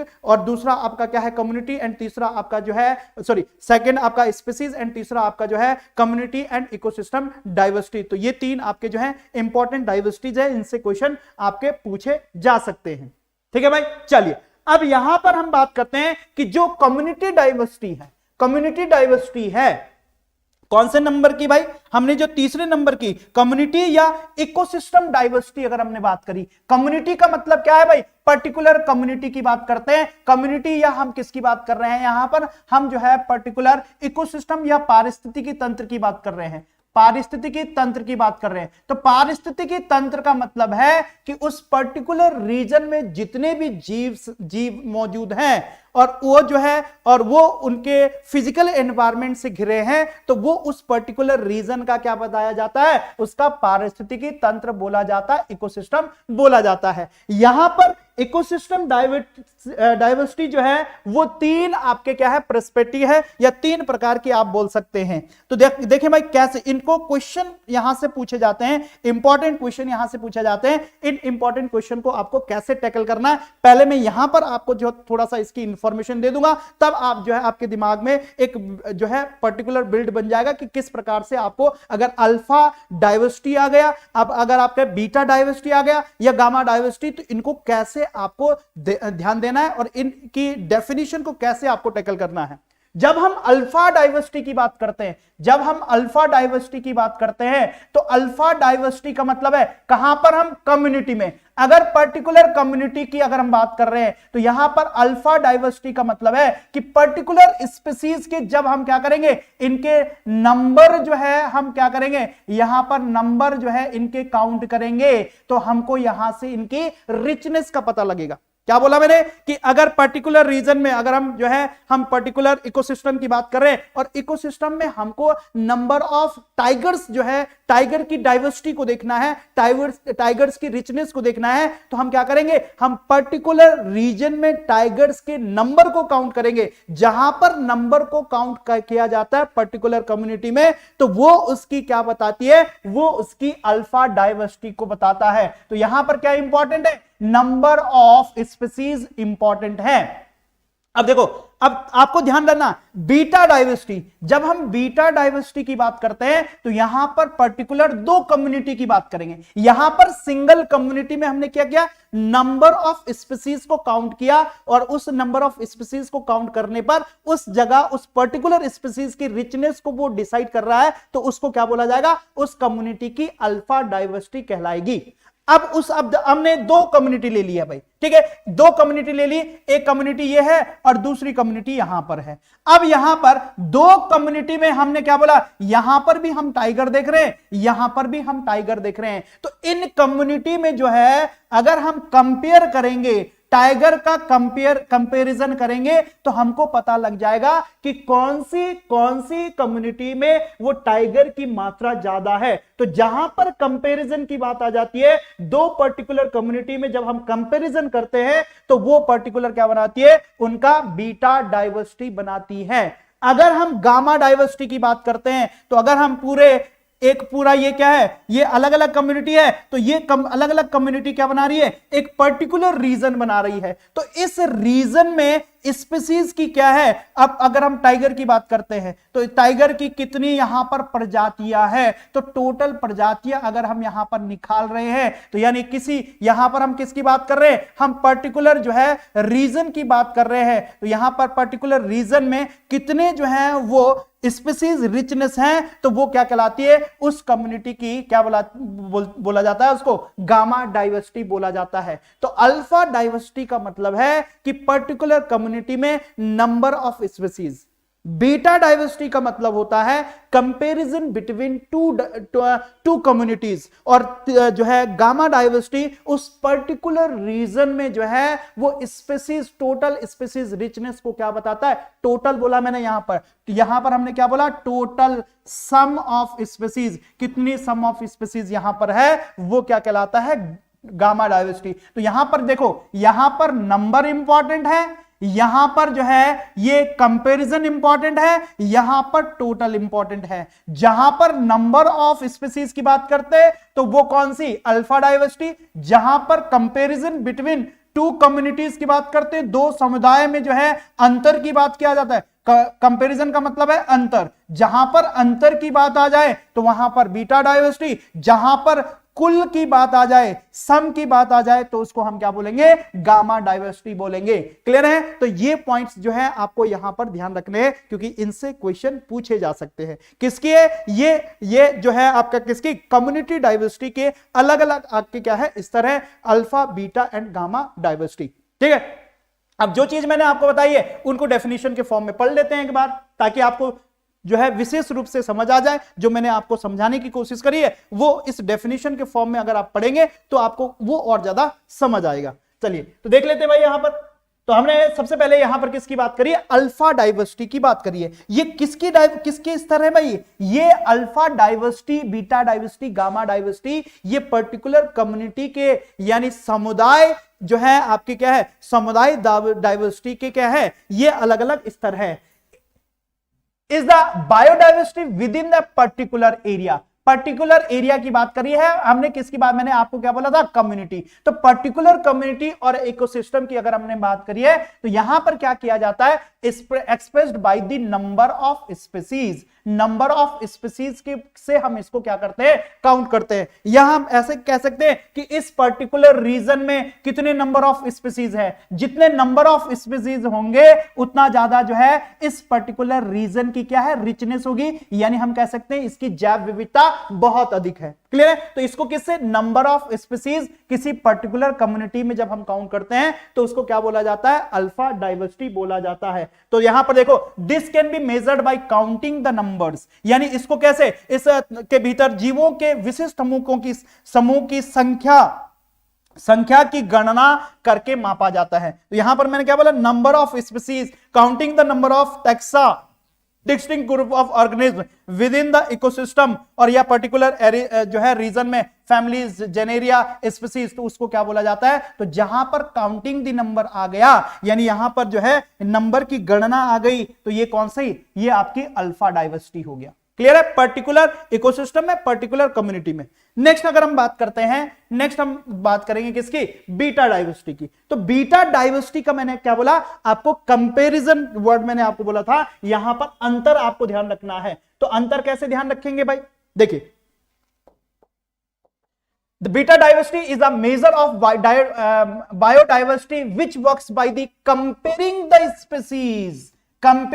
species diversity between the ecosystem। यानी दो इकोसिस्टम हैं, इन दो इकोसिस्टम में आप क्या कर रहे हैं, यहां पर स्पीसीज का अंतर देख रहे हो, और उसी अंतर को हम क्या बोल रहे हैं, और वही अंतर जो आपको दिखा, तो उस अंतर से आप पता कर सकते हैं कि कौन से रीजन की बायोडाइवर्सिटी या कौन से रीजन की जैव विविधता अधिक होगी। तो इस प्रकार से आप जो है यहां पर क्या है, ये कंपेयरिंग की बात करेंगे, यहां पर जो है तुलनात्मक जो है दृष्टि की बात करते हैं। तो तुलनात्मक दृष्टि में हम बात करेंगे किसकी, जो ये बीटा विविधता की हम बात करेंगे। It is the rate of change in species composition across habitats or among the communities. It gives a quantitative measure of diversity of the communities that experience the changing environment। इससे हमको क्या पता लगता है, जब हम दो कम्युनिटी का कंपैरिजन करेंगे तो हमको पता लगता है कि वो किस प्रकार से वहां पर एनवायरमेंट चेंज होता जा रहा है, ताकि वहां पर स्पीसीज क्या होती जा रही है, घटती जा रही है या बढ़ती जा रही है। तो यानी ये क्या है, क्वांटिटेटिव मेजर है। क्वांटिटेटिव मेजर का मतलब है कि हम जो है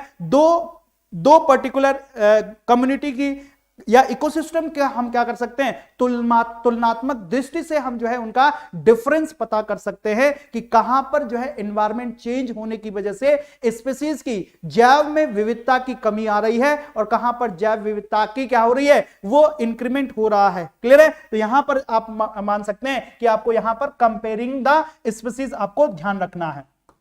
तीसरा मैंने क्या बोला, तीसरा मैंने बोला कि गामा डाइवर्सिटी या गामा डाइवर्सिटी। तो गामा डाइवर्सिटी का मतलब मैंने क्या बोला कि अगर आप पर्टिकुलर रीजन में टोटल स्पीसीज की बात करते हैं, तो यानी जितने भी उस रीजन में जितने भी कम्युनिटीज हैं, उन कम्युनिटीज में अगर हम पर्टिकुलर अलग अलग स्पीसीज की टोटल स्पीसीज देख रहे हैं, तो टोटल स्पीसीज को हम क्या बोलते हैं, gamma diversity refers to the total species richness over a large area और ए रीजन। तो यहां पर देखेंगे कि टोटल स्पीसीज कितनी है, तो वही उसकी क्या बताती है, गामा डाइवर्सिटी बताती है। It measure the overall diversity for the different ecosystem. यहां पर मैंने क्या बोला, ओवरऑल यानी टोटल, सम की बात करी मैंने, कुल की बात करी है, तो ओवरऑल का मतलब क्या है, कुल। तो कुल डाइवर्सिटी जो है वो क्या बताती है, वहां पर गामा डाइवर्सिटी को बताता है। कैसे निकालेंगे भाई गामा डाइवर्सिटी, गामा डाइवर्सिटी का फॉर्मूला है, और ये फॉर्मूला आपको ध्यान रखना है। यहां पर ये gamma S1 plus S2 minus C, मान लीजिए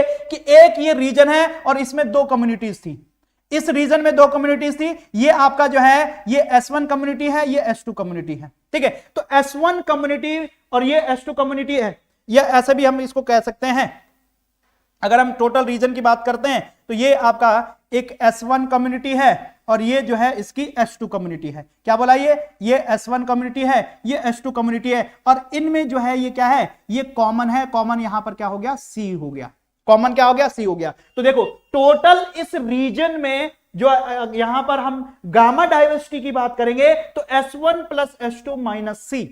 तो S1 क्या है, total number of species recorded in the first community, इस कम्युनिटी में टोटल नंबर ऑफ स्पीसीज। अब सेकंड वन में S2 में ये आपका total number of species in second community, और यहां पर ऑलरेडी हम जो है यहां पर इस कॉमन को ले चुके हैं, तो माइनस क्या करेंगे, C, the number of species common to the both communities. इस प्रकार से हम क्या निकाल सकते हैं, गामा डाइवर्सिटी निकाल सकते हैं। तो यानी ये क्या है, यहां पर टोटल स्पीसीज को बता रहा है। ये किसको, ये कुल प्रजातियों को, कुल प्रजातियों को वहां पर बता रहा है, टोटल स्पीसीज को बता रहा है, कुल प्रजातियां gamma S1 plus S2 minus C, और C क्या होगा, इन दोनों कम्युनिटी में जो है कॉमन स्पीसीज होंगी, उनको अगर हम माइनस कर देते हैं तो क्या आ जाएगा, कुल प्रजातियां उस पर्टिकुलर रीजन में आ जाएगी। तो आपको तीनों ध्यान रखना। पहले में हमने पर्टिकुलर रीजन में नंबर ऑफ स्पीसीज को काउंट किया, दूसरे में हमने दो कम्युनिटीज के बीच डिफरेंस को देखा था, अंतर को देखा था, और तीसरे में पर्टिकुलर रीजन में हमने अलग अलग कम्युनिटीज में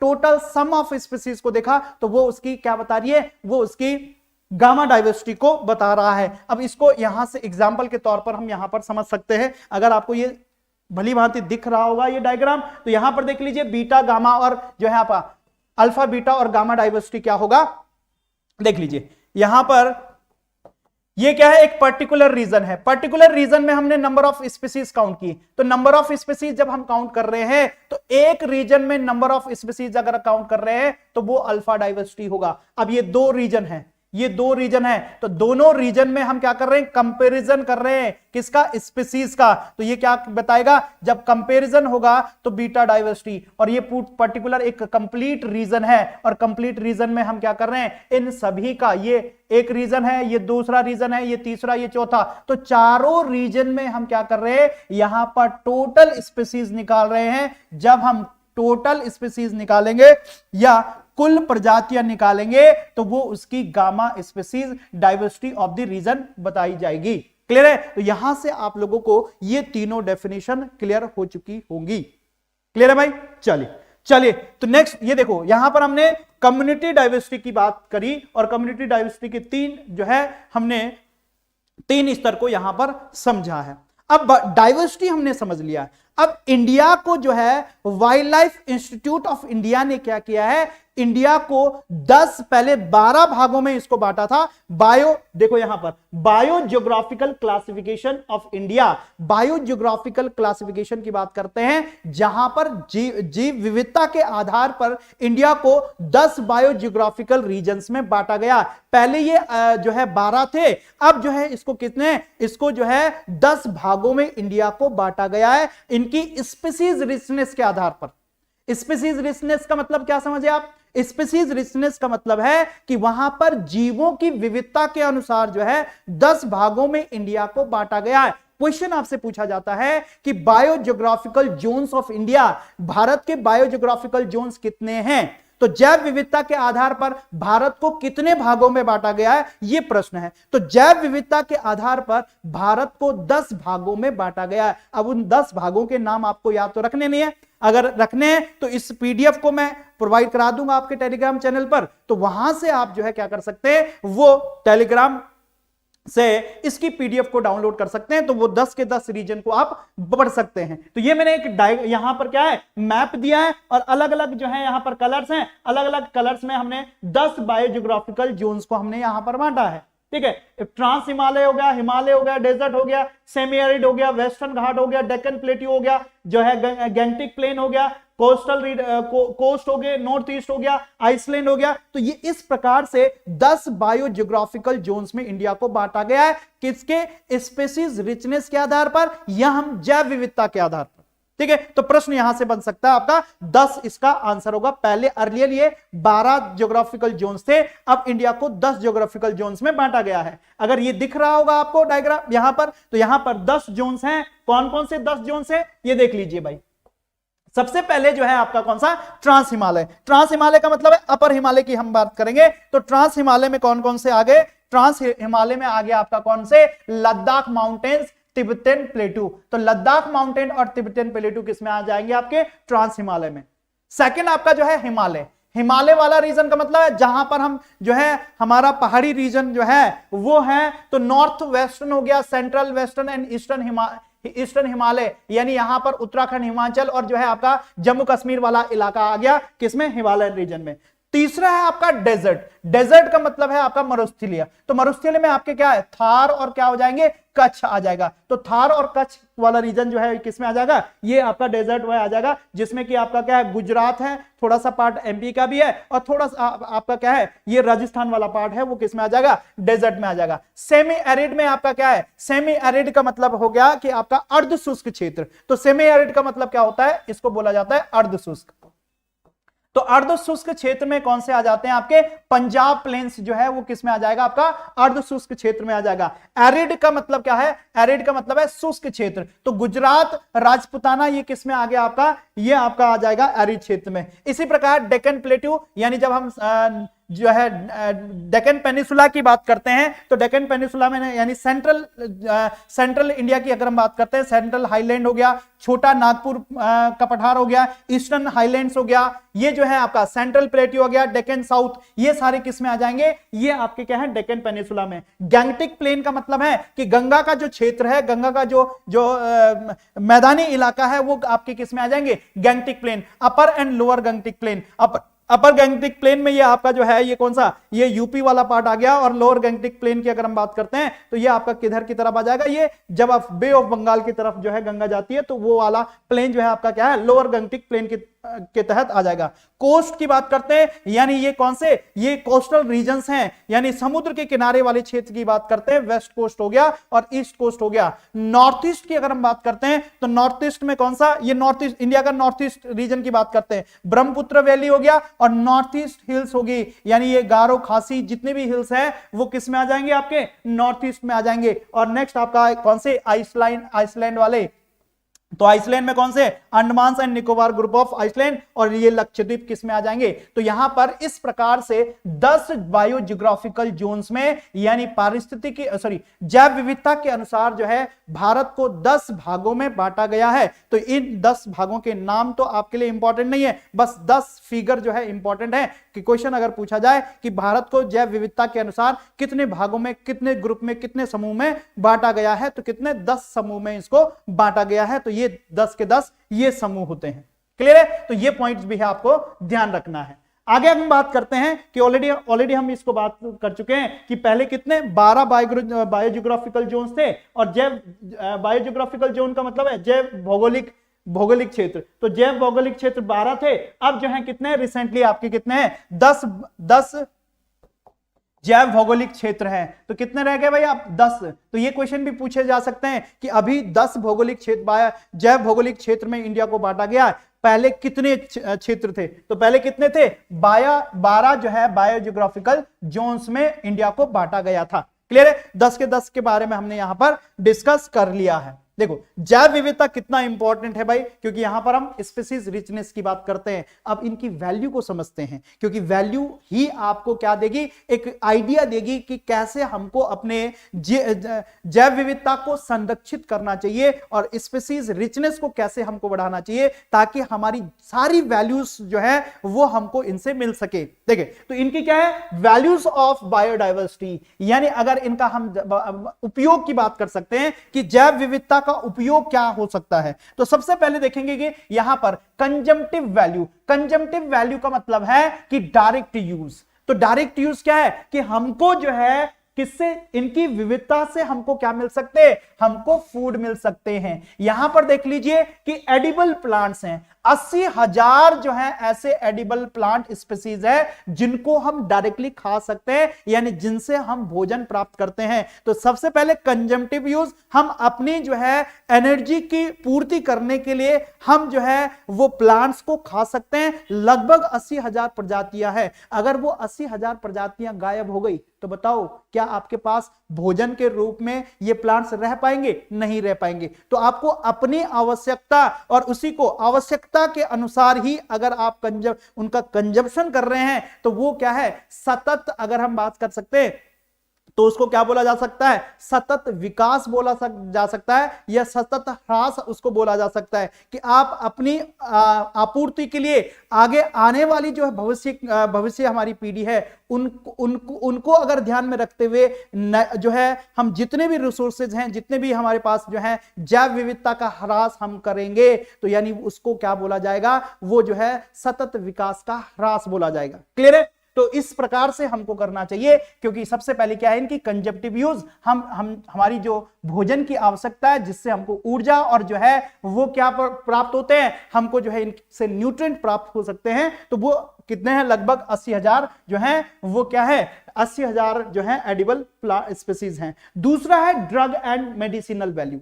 ड्रग एंड आपने देखा होगा कि बहुत सारे प्लांट्स हैं, बहुत सारी वनस्पतियां हैं, जिन वनस्पतियों को हम किसके लिए, हम ड्रग्स के लिए, मेडिसिन के लिए यूज करते हैं।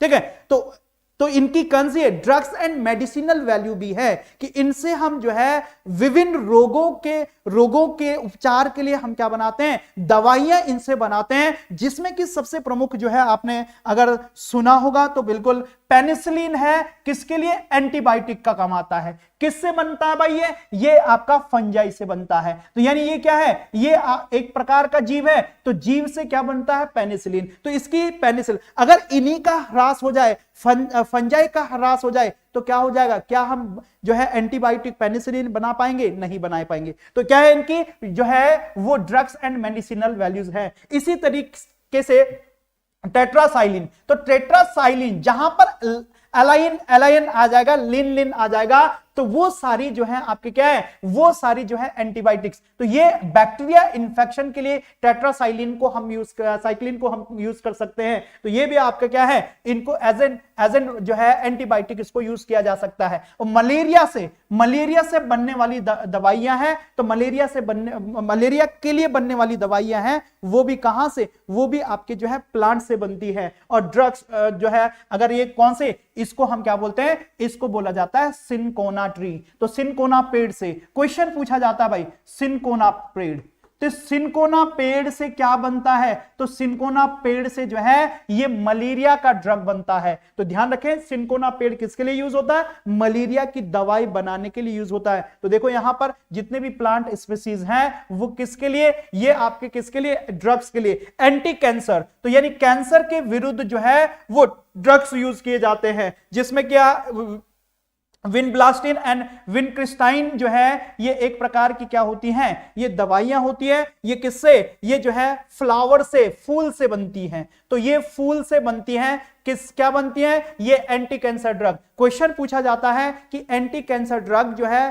प्लांट स्पीसीज से कहां से बनाई जाती है, तो ये फूल से बनाई जाती है। क्लियर है, कौन से, कैनेथस प्लांट से इसको बनाया जाता है। तो कौन सा प्लांट है, ये भी आपसे पूछा जा सकता है।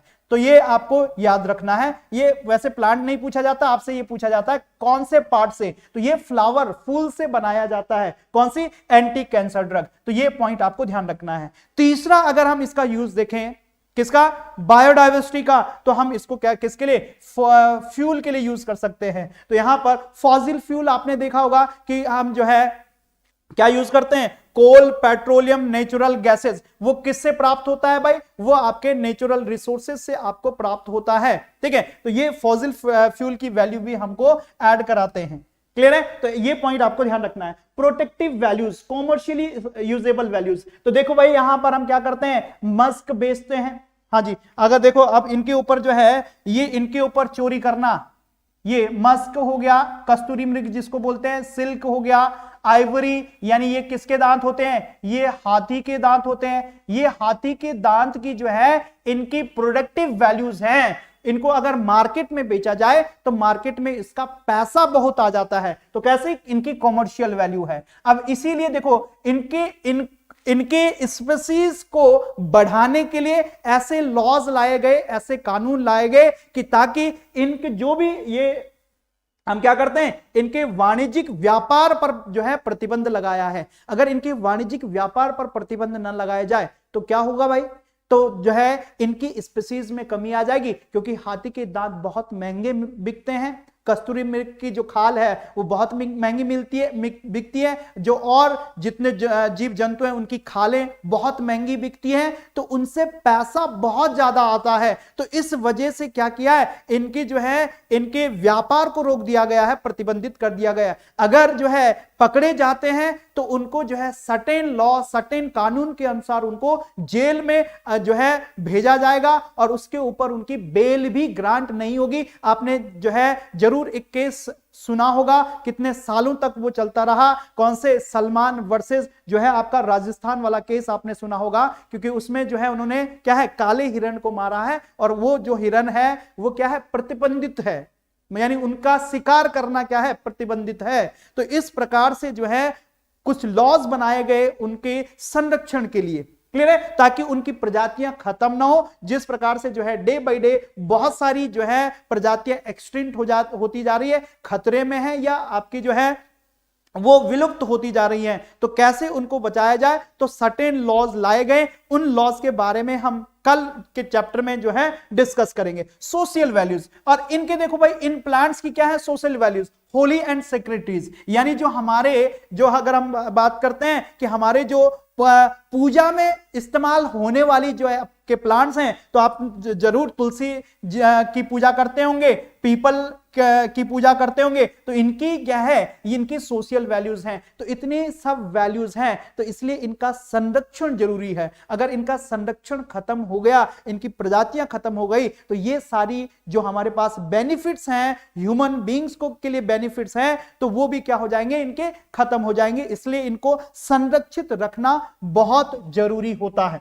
क्लियर है भाई, तो ये पॉइंट्स जो है आपको ध्यान रखना होगा। एस्थेटिक वैल्यू भाई, एस्थेटिक वैल्यू का मतलब है कि अगर हमारे पास पर्टिकुलर जो कश्मीर आप क्यों घूमने जाते हो, या उत्तराखंड लोग क्यों घूमने आते हैं, क्योंकि इसकी एस्थेटिक वैल्यू है, क्योंकि जो है इसकी सुंदरता जो है उन स्पीसीज के कारण क्या है बढ़ जाती है। इस वजह से लोग जो है यहां पर टूरिज्म आते हैं, और टूरिज्म की वजह से जो है हमको क्या मिलता है, हमको रिवेन्यू जनरेशन यहां पर से मिलता है, जिससे कि लोकल पीपुल जो है वो अच्छी तरीके से भली तरीके से क्या होते हैं, ग्रो करते हैं। तो अगर इन स्पीसीज को हम जो है उत्तराखंड में खत्म कर दें, या कश्मीर वाले रीजन में खत्म कर दें, तो क्या होगा, लोग वहां पर टूरिज्म के लिए जा पाएंगे, बिल्कुल भी नहीं जा पाएंगे। तो इनका क्या है, एस्थेटिक वैल्यूज होती है, eco tourism, to enjoy the aesthetic value of the biodiversity. इसलिए जो है इनको संरक्षित करना भी जरूरी है। इकोसिस्टम सर्विस वैल्यू, तो यहां पर इकोसिस्टम सर्विस वैल्यू का मतलब क्या है कि इकोसिस्टम को बचाने के लिए,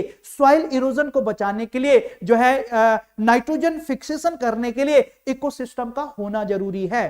ठीक है, डिफरेंट साइकिल्स का जो है वो कंप्लीट होना, नाइट्रोजन साइकिल हो, कार्बन साइकिल हो, उनका कंप्लीट होने के लिए क्या है, ये स्पीसीज, ये विविधता, जैव प्रजातियों की विविधता जरूरी है। अगर नहीं होगी तो यहां पर इकोसिस्टम सर्विस वैल्यू क्या हो जाएगी, खत्म हो जाएगी। और कहीं ना कहीं जो है वो आजकल आपने देख रहे होंगे कि अगर हमने इकोसिस्टम को छेड़ा तो वो जो है आपका चमोली जैसा जो है हाल हो जाएगा, जहां पर क्या हो रहा है भाई, जोशीमठ जैसा हाल हो जाएगा, जहां पर जो है लैंडस्लाइडिंग की प्रॉब्लम आ रही है। क्यों, क्योंकि वहां के इकोसिस्टम को हमने क्या किया, छेड़ा है, वहां की जैव विविधता को हमने छेड़ा है, और जो है वहां पर डेवलपमेंट के नाम पर जो है बड़े बड़े होटल्स बन गए हैं, और उन होटल्स की वजह से, या उस टूरिज्म या व्यापार, जितनी उसकी अकोमोडेशन पावर है, उससे ज्यादा जो है वहां पर क्या है, वहां पर जो है टूरिज्म हो रहा है, जिसके कारण जो है वहां पर जो डाइवर्सिटी है उसमें अफेक्ट हुआ, और डाइवर्सिटी अफेक्ट होने के कारण इकोसिस्टम में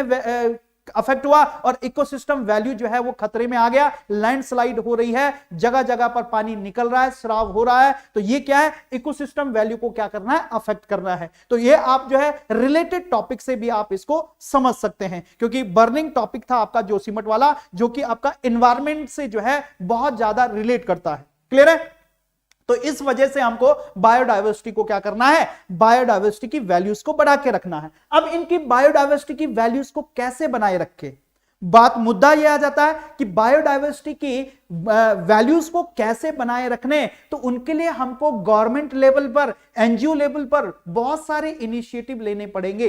इनिशिएटिव का मतलब है उनको संरक्षित करने के लिए ऐसे लॉज बनाने पड़ेंगे, ऐसे एरियाज बनाने पड़ेंगे, जिन एरियाज में जो है वो हम क्या नहीं कर सकते, कोई भी एक्टिविटी नहीं कर सकते, क्योंकि जैव विविधता का ह्रास जो है, जैव विविधता में जो कमी हो रही है, वो किन कारणों से कमी होगी, डे बाय डे जो हमारा क्या है, जो हमारा औद्योगिकीकरण है, यानी औद्योगिकीकरण की तरफ, इंडस्ट्रियलाइजेशन की तरफ हम जा रहे हैं, या हम शहरी विकास की तरफ जा रहे हैं, शहरीकरण की तरफ हम जा रहे हैं, तो उनकी वजह से जो है हैबिटाइटल लॉस होता है, यानी प्रजातियों के घरों में नुकसान होता है, जिसके कारण जो है वो लॉस हो रहा है। अब पर्टिकुलर जो है जैव विविधता को बनाए रखने के लिए हमको इनिशिएटिव लेने पड़ेंगे, और वही इनिशिएटिव आपका क्या है, ये बायोलॉजिकल हॉटस्पॉट्स हैं। तो बायोलॉजिकल हॉटस्पॉट्स कौन से, वो रीजन होंगे जहां पर जो है, हॉटस्पॉट का मतलब क्या है, हॉटस्पॉट का मतलब है वो रीजन है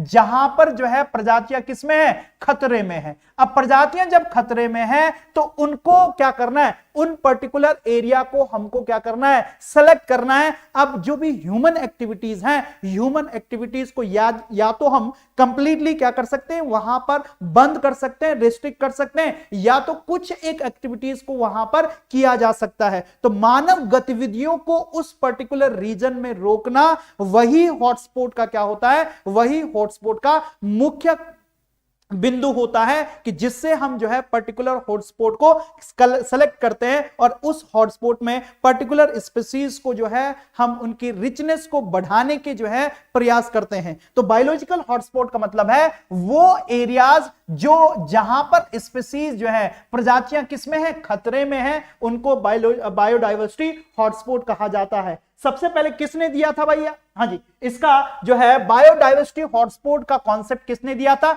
मैंने ऑलरेडी आप लोगों को बताया था 1988 में किसने, नॉर्मन मेयर ने इसका कॉन्सेप्ट दिया था। किसने दिया था इसका, नॉर्मन मेयर ने। तो नॉर्मन मेयर, क्वेश्चन सबसे पहले पूछा जाता है कि बायोडाइवर्सिटी हॉटस्पॉट का कॉन्सेप्ट जो है सबसे पहले किसने दिया था, नॉर्मन मेयर ने 1988 में जो है लगभग इन्होंने 25 वर्ल्ड में हॉटस्पॉट यहां पर देखे थे, ठीक है। और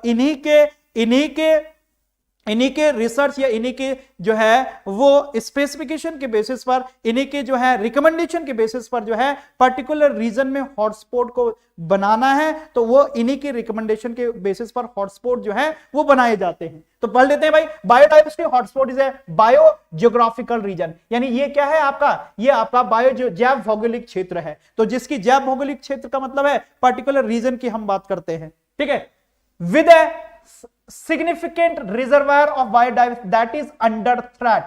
थ्रेट का मतलब है खतरे में है, फ्रॉम द ह्यूमंस। देखो कोई भी बायोडाइवर्सिटी किससे, हमसे उनको खतरा है, ठीक है। अपने आप से खतरा नहीं है, ये उनकी कम्युनिटी से खतरा नहीं है, किससे खतरा है, हमसे खतरा है। तो देख लीजिए सीधे सीधे लिखा है हमसे खतरा है। तो हमसे बचाने के लिए जो है पर्टिकुलर रीजन को हमको सेलेक्ट करना होगा जहां पर ह्यूमन का इंटरवेंशन या ह्यूमन का जो है वहां पर छेड़छाड़ जो है उसको बाधित किया जाए। तो ऐसे क्षेत्रों को क्या बोला जाता है, ऐसे क्षेत्र को बायोडाइवर्सिटी हॉटस्पॉट बोला जाता है। जैव भौगोलिक क्षेत्र जो है हॉटस्पॉट उसको बोला जाता है। क्लियर है? A hotspot is an area which faces serious threat from the human activities and supports a unique biodiversity, endemic, threatened, rare species। ये क्या है, ये आपके अलग अलग जो है आपके, जब हम आगे बात करेंगे रेड डाटा बुक, तो रेड डाटा बुक में इनकी अलग अलग जो है वो क्या दी गई है, अलग अलग इनकी डेफिनेशन दी गई है कि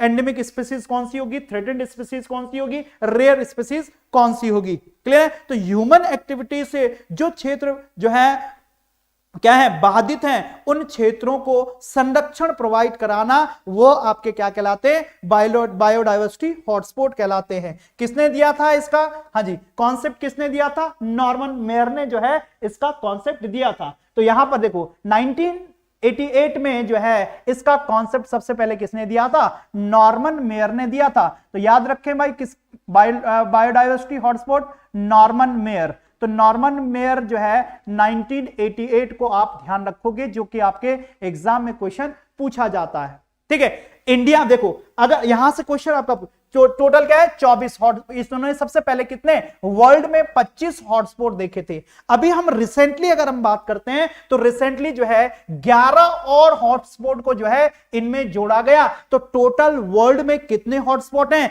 टोटल जो है 36 हॉटस्पॉट है। क्वेश्चन आपका पूछा जाता है कि रिसेंटली वर्ल्ड में कितने नंबर ऑफ हॉटस्पॉट हैं। अगर हम पूरे वर्ल्ड की बात करते हैं तो पूरे वर्ल्ड में कितने नंबर ऑफ हॉटस्पॉट है, वो 36 हॉटस्पॉट है, जिसमें कि पहले 25 हॉटस्पॉट जो है वो नॉर्मन मेयर ने पूरे वर्ल्ड में देखे थे, 11 और जो है उसमें ऐड किए गए। अब क्वेश्चन अराइज होता है कि इन 36 में से इंडिया में कितने हॉटस्पॉट है। तो 36 में से इंडिया में कितने, 4 जो है वो इंडिया में हॉटस्पॉट मौजूद है। कौन कौन से हॉटस्पॉट है भाई, हिमालय जो है, यहां पर क्या है, हिमालय है, हिमालय को भी किसमें, बायोडाइवर्सिटी हॉटस्पॉट में रखा गया है। वेस्टर्न घाट है, इंडिया का वेस्टर्न घाट, और जो है इंडो ब्रह्मा रीजन है, और चौथा है आपका सुंडालैंड। तो सुंडालैंड हो गया, Indo Burma region, Himalaya and western Ghat, ये 4 जो है इंडिया के क्या है, ये बायोडायवर्सिटी हॉटस्पॉट है। तो इंडिया में कितने हॉटस्पॉट हैं? हाँ जी, इंडिया में कितने हॉटस्पॉट हैं? 4 हॉटस्पॉट हैं। तो 4 हॉटस्पॉट के नाम भी आपको पता होने चाहिए। हिमालय हो गया, वेस्टर्न घाट हो गया, इंडो बर्मन रीजन हो गया और सुंडालैंड। 4 इंडिया में आउट ऑफ 36 वर्ल्ड में, वर्ल्ड के 36 हॉटस्पॉट में से 4 हॉटस्पॉट जो है वो कहां पर मौजूद है? इंडिया में मौजूद है। अब ये जो है कि नॉर्मन मेयर की क्या स्पेसिफिकेशन थी कि किसी पर्टिकुलर रीजन को हम जो है वो बायोडायवर्सिटी हॉटस्पॉट में हम कन्वर्ट करें, तो यहां पर 2 कंडीशन इन्होंने बोला है। Myers 2000 edition of the hotspot map, region must meet the strict criteria. तो इनके 2 इंपॉर्टेंट क्राइटेरिया क्या थे भाई? 2 इंपॉर्टेंट क्राइटेरिया समझ लीजिए कि पर्टिकुलर रीजन को हॉटस्पॉट बनाना है तो उसके लिए क्या 2 क्राइटेरिया होने चाहिए। इन्होंने कहा कि वहां पर जो है लगभग प्लांट की कितनी 0.5% जो है वो प्लांट की स्पीसीज जो है वो होनी चाहिए, या आपकी 1500 स्पीसीज जो है वो प्लांट की होनी चाहिए उस पर्टिकुलर रीजन में। मान लीजिए कि ये कोई रीजन है, सुंडालैंड मान लेते हैं कि सुंडालैंड है, या हम बोल सकते हैं हिमालय है। हिमालय को कैसे जो है वो हॉटस्पॉट में रखा गया है? तो हिमालय में एटलीस्ट जो है वो वर्ल्ड के 0.5% और कितने 1500 स्पीसीज क्या होनी चाहिए? 1500 स्पीसीज जो है ये आपकी किसकी? ये पादप स्पीसीज होनी चाहिए। क्लियर है? दूसरा क्या है कि यहां पर इस रीजन में ऐसे जो है 70% जो है 70% ऑफ दी जो है प्राइमरी वेजिटेशन क्या है वो लॉस हो रहे हैं, यानी 70% जो वेजिटेशन है यानी वनस्पति का क्या हो रहा है वो ह्रास हो रहा है। तो यानी 70% जो है ये वनस्पति विलुप्त हो रही है, वनस्पति विलुप्त। तो कितनी परसेंट? 70% जो है वहां पर वनस्पति विलुप्त हो चुकी है। तो ऐसे रीजन को क्या बोला जाएगा? ऐसे रीजन को बायोडायवर्सिटी हॉटस्पॉट बोला जाएगा। तो ये दोनों पॉइंट जो है आपके एग्जाम्स के लिए बहुत ही महत्वपूर्ण है, तो ये पॉइंट भी आपको ध्यान रखने हैं। क्लियर है भाई? वीडियो को आप लोग जो है शेयर नहीं करते हैं, शेयर जरूर करना है। जिन्होंने अब तक इस चैनल को सब्सक्राइब नहीं किया है, चैनल को सब्सक्राइब जरूर करें और वीडियो को लाइक भी करें, ठीक है? क्योंकि आपने कहा है कि सर आप जो है क्लासेस नहीं ला रहे हो, थ्योरी क्लासेस। जब थ्योरी क्लासेस में लेकर आता हूं तो आप लोग जो है गायब हो जाते हैं, जब मैं एमसीक्यू की क्लासेस लेकर आता हूं तब आप आ जाते हो। तो ऐसा नहीं करना चाहिए। थोड़ा सा पता है मुझे कि थ्योरी थोड़ी बोरिंग हो जाती है पढ़नी, बट थ्योरी से ही होगा भाई, ठीक है? थ्योरी नहीं पढ़ी इसका मतलब है आप जो है एमसीक्यू करोगे, एमसीक्यू रटने की कोशिश करोगे, और रटने की कोशिश करते हुए अगर आप एक चीज को रटोगे तो 10 चीज आपकी गलत हो जाएंगी। तो इसलिए थ्योरी पढ़ना बहुत जरूरी है। तो इसलिए आप लोग जो है, जो भी स्टूडेंट थोड़ा सा सिंसियर है वो थ्योरी को जरूर पढ़ें, क्योंकि एनवायरमेंट बहुत ही इंपॉर्टेंट सब्जेक्ट आपका बन जाता है पूरे एग्जाम के लिए। और ये सेकंड चैप्टर जो है बायोडायवर्सिटी, जैव विविधता, अगेन मोस्ट इंपॉर्टेंट चैप्टर है। तो ये आपको ध्यान रखना चाहिए क्योंकि इसमें बड़ा लंबा चैप्टर है। अब अगले दिन जो है इसको मैं कंप्लीट कर पाऊंगा, आज ये कंप्लीट नहीं हो पाएगा। क्लियर है? चलिए, तो ये हमने समझा कि किस प्रकार से बायोडायवर्सिटी हॉटस्पॉट, जैव भौगोलिक क्षेत्र हॉटस्पॉट की हम जो है किस प्रकार से नॉर्मन मेयर ने बोला है कि किस प्रकार से जो है उनका क्राइटेरिया होना चाहिए, जिसमें 2 क्राइटेरिया उन्होंने बोला। 0.5% तो उसमें या तो उसमें 0.5% टोटल संसार की जो है वो पादप प्रजातियां होनी चाहिए, या 1500 प्रजातियां उस रीजन में पादप की होनी चाहिए। दूसरा क्या बोला कि जो है वनस्पति का जो विलुप्त होने की जो प्रक्रिया है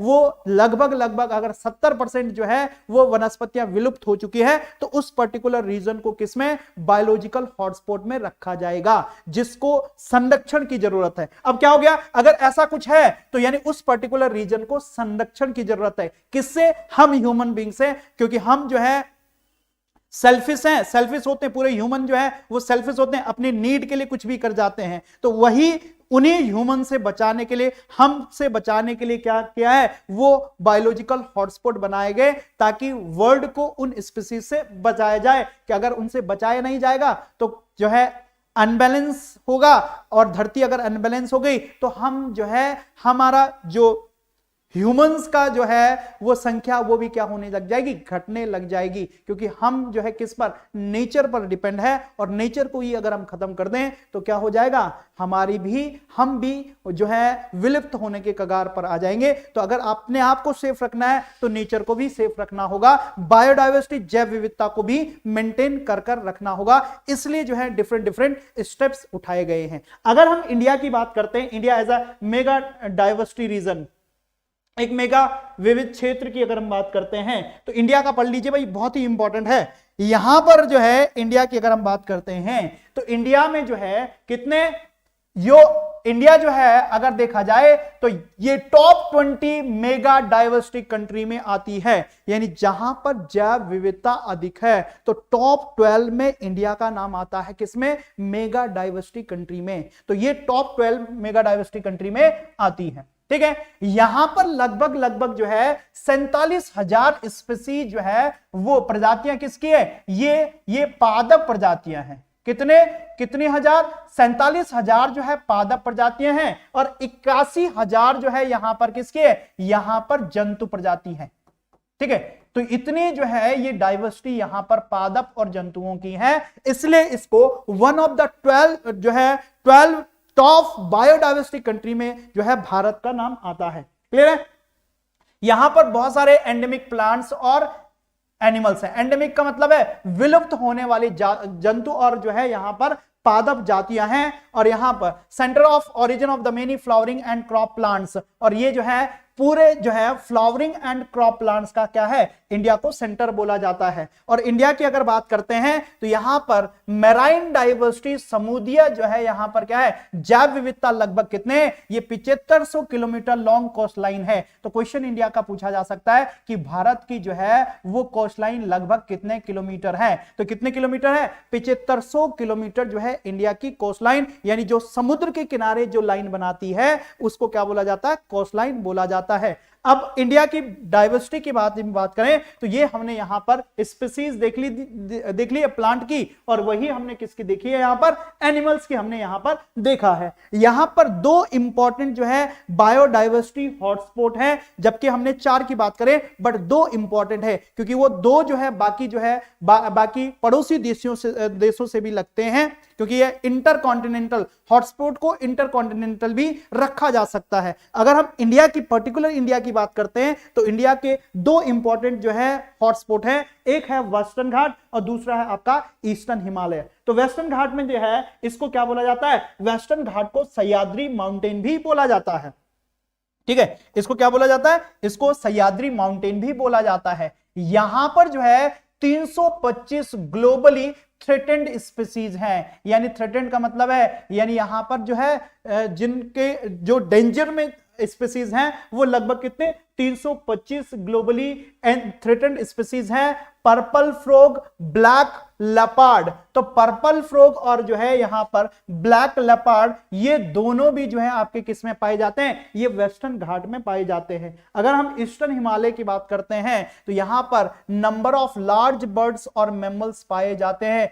including vultures, tigers, elephant, rhinos and wild water buffaloes, ठीक है। मैनी एंडेंजर्ड प्लांट्स जो है यहां पर कौन कौन से एंडेंजर्ड प्लांट्स हैं, यानी खतरे में, जो खतरे में प्रजातियां हैं, तो वो खतरे में प्रजातियां कौन सी हैं, ये आपका सैप्रिया हिमालयन पैरासाइटिक एंजियोस्पर्म है। तो पैरासाइटिक एंजियोस्पर्म का मतलब क्या है भाई, पैरासाइट का मतलब है कि जहां पर जो है एक लिविंग ऑर्गेनिज्म दूसरे लिविंग ऑर्गेनिज्म पर वास करता है, खाना पहले एक बेनिफिट होता है, दूसरा उसको होस्ट बनाता है। तो ये क्या है आपका, ये एक पैरासाइटिक जो है एंजियोस्पर्म है, ठीक है। तो जिसको हमने क्या बोला, सैप्रिया हिमालयन बोला। ये भी एक क्या है आपकी इंडेंजर्ड स्पीसीज में आता है। ब्लैक फ्रॉग है, ब्लैक फ्रॉग, ठीक है, ये आपका ब्लैक फ्रॉग भी आपका किस में आ जाता है, ये इंडेंजर्ड स्पीसीज में। खतरे में जो प्रजातियां है, खतरे में का मतलब है कि जिनकी जो है प्रजातियां कम हो चुकी है या जो विलुप्त होने के कगार पे, उनको क्या बोला जाता है, उनको एंडेंजर्ड स्पीसीज बोला जाता है,